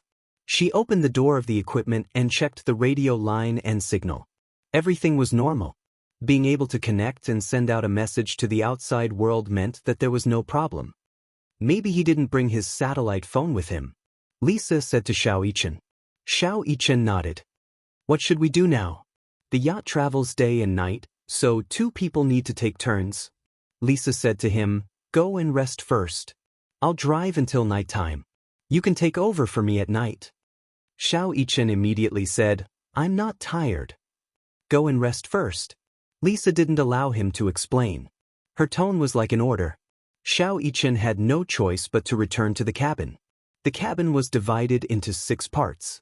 2 of them were bedrooms with a 1.5-meter-long bed, a sofa, a wine cabinet, a TV, a coffee table. Although the Sparrow was small, it had all the vital organs. However, this yacht wasn't small.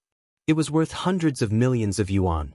Although it wasn't as big as the one Gong Jie gave him, it was still very big. Xiao Yichen lay down on the bed and fell asleep before he knew it. Halfway through, Lisa walked into the bedroom to take a look.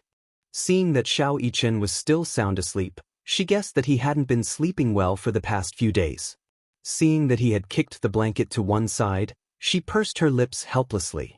She walked to the bedside and gently covered him with the blanket. Just as she was about to get up, little Yichen, who was still asleep, suddenly reached out and grabbed her wrist tightly. Lisa, he called her name silently. Lisa felt that his hand was very hot. She wanted to retract her hand, but Xiao Yichen held it so tightly that she couldn't break free. Chapter 3658. Lisa, hearing him call her name, Lisa quieted down and frowned. She didn't know if this guy was really asleep or just pretending to be asleep. She leaned closer to him suspiciously and heard Xiao Yichen mumbling in his sleep, Come home with me, Lisa's pupils dilated slightly. She looked at little Yichen in a daze. The words that came out of his mouth were indistinct, but every word made her heart beat wildly. Let's go home together. As Xiao Yichen mumbled in his sleep, he held her hand tightly as if it was a precious treasure. Lisa actually forgot to retract her hand. Only after a long time had passed did she suddenly wake up. She immediately pulled her hand back, only to feel that it was burning hot. It was as if she had been soaked in lava. Lisa's heart was in a mess. She turned around abruptly and left the room without looking at Xiao Yichen again. Growing up, she had seen many deaths. She had been reborn from the blood clots of death. She had stepped on countless corpses of her companions to survive until now. She had never dreamed of having a family. However, this guy was now saying to her, Lisa, let's go home together. Her heart was beating wildly all of a sudden. Lisa returned to the cockpit. The yacht was on autopilot. She canceled the autopilot and started to control the yacht according to the route. According to the schedule, she was supposed to wake Mu Yichen up. However, seeing that he was sleeping so soundly, she didn't have the heart to wake him up. Let him sleep for a while more. She could still hold on for one more night. Lisa looked at the sea quietly. However, at this moment, her heart was like the calm sea. Underneath the surface, there were turbulent waves. When Xiao Yichen woke up, he sat up on the bed and looked out the window. The sky was already turning bright. It was already dawn. It was already dawn. He was a little stunned. Was it already the next morning? Why didn't Lisa wake him up? What happened? Burning with anxiety, he got out of bed and rushed to the cockpit with his messy hair. However, he saw Lisa sitting on the side. The yacht was on autopilot. She was drinking milk and eating hardtack. When she heard footsteps, she turned around and was surprised to see Mu Yichen walking out with his messy hair. "You're awake? Why didn't you wake me up?" "Oh, I saw that you were sleeping so soundly that I couldn't wake you up no matter how hard I tried, so I just didn't bother." As Lisa spoke, she took another bite of the hardtack. The hardtack was very hard, and when he bit into it, crunching sounds could be heard. Xiao Yichen looked at the dashboard and clicked on the yacht's autopilot mode. Lisa explained, "The yacht is set to autopilot mode, but someone has to guard it to prevent any accidents." He ruffled his hair in frustration and said to Lisa, "Go and rest." "Okay, wait for me to finish eating." Lisa finished her hardtack and stood up. She said to him, "I'm going to sleep. Wake me up in the evening." Xiao Yichen immediately said, "I won't wake you up. You can sleep a little longer. It's okay." Lisa turned around and smiled at him. "My biological clock is very punctual. I'll wake up on my own at that time." With that, she left the cockpit. Xiao Yichen was still stunned on the spot. Lisa rarely smiled. However, she had just smiled at him. Chapter 3659. Xiao Yichen remained rooted to the ground. Lisa rarely smiled. However, she had smiled at him just now.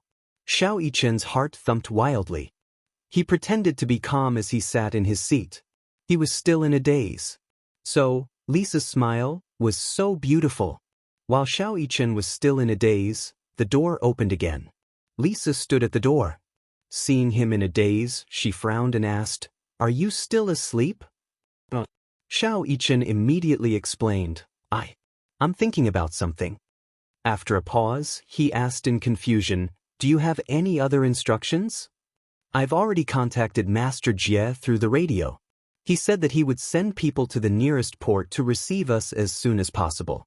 As Lisa spoke, she pointed at the blinking red dot on the dashboard and said, "I've turned on the radar coordinates. Remember, don't touch that green button." The radar coordinates would constantly send signals to Gong Jie's system so that they could be located in time. Xiao Yichen nodded. "Okay, don't worry. I won't touch it." "Okay." Lisa looked at him deeply. Without saying anything else, she turned around and closed the door. Xiao Yichen stood by the dashboard. Thinking back to the smile Lisa had shown him just now, he smiled contentedly. She smiled at him. Xiao Yichen took out an energy biscuit and a bottle of milk from the food storage box. He opened the packaging and took a bite. The biscuit had been compressed. Even though it was a small biscuit, it could replenish 10 times the energy of a normal biscuit and give him a strong sense of fullness. He drank a mouthful of milk and thought back to his dream. In his dream, he had brought Lisa home and lived a normal life. He had actually smiled foolishly. "What? Xiao Jie, is what you said true?" In the living room, Yun Shirshi's eyes widened in shock. She couldn't believe it. Gong Jie nodded. He glanced at Mu Yaja and said with certainty, "Lisa just called me. She said that she and Xiao Yichen have left Ashland Island and are now on a yacht." "Lisa?" Yun Shirshir looked confused. "Who is Lisa?" "Lisa is Yu Yu's bodyguard. She was the reason why we could successfully switch Yu back." Yun Shirshir nodded in understanding. "I see." She thought for a moment and asked worriedly, "Then how did they come back? Was there an escort?" At this point, a worried look appeared on his face. "No, they came back from Ashland Island alone." When Mu Yaja heard this, he couldn't help but feel suspicious. He asked worriedly, "How could it be just the two of them? Isn't that very dangerous?" There were too many uncertainties at sea. It was hard to imagine if the two of them could successfully and safely arrive on a yacht without anyone's help. Gong Jie immediately comforted him. "I may not believe others, but I definitely believe in Lisa. She's not an ordinary child. You can rest assured. Child? Lisa is a child. Yun Shirshir became even more uneasy. 2 children? Gong Jia, how can I rest assured with 2 children? What if something happens? His lips curled into a confident smile. Sis, trust me, okay? I've already sent people to help them. I'll be there as soon as possible to meet up with the 2 little guys.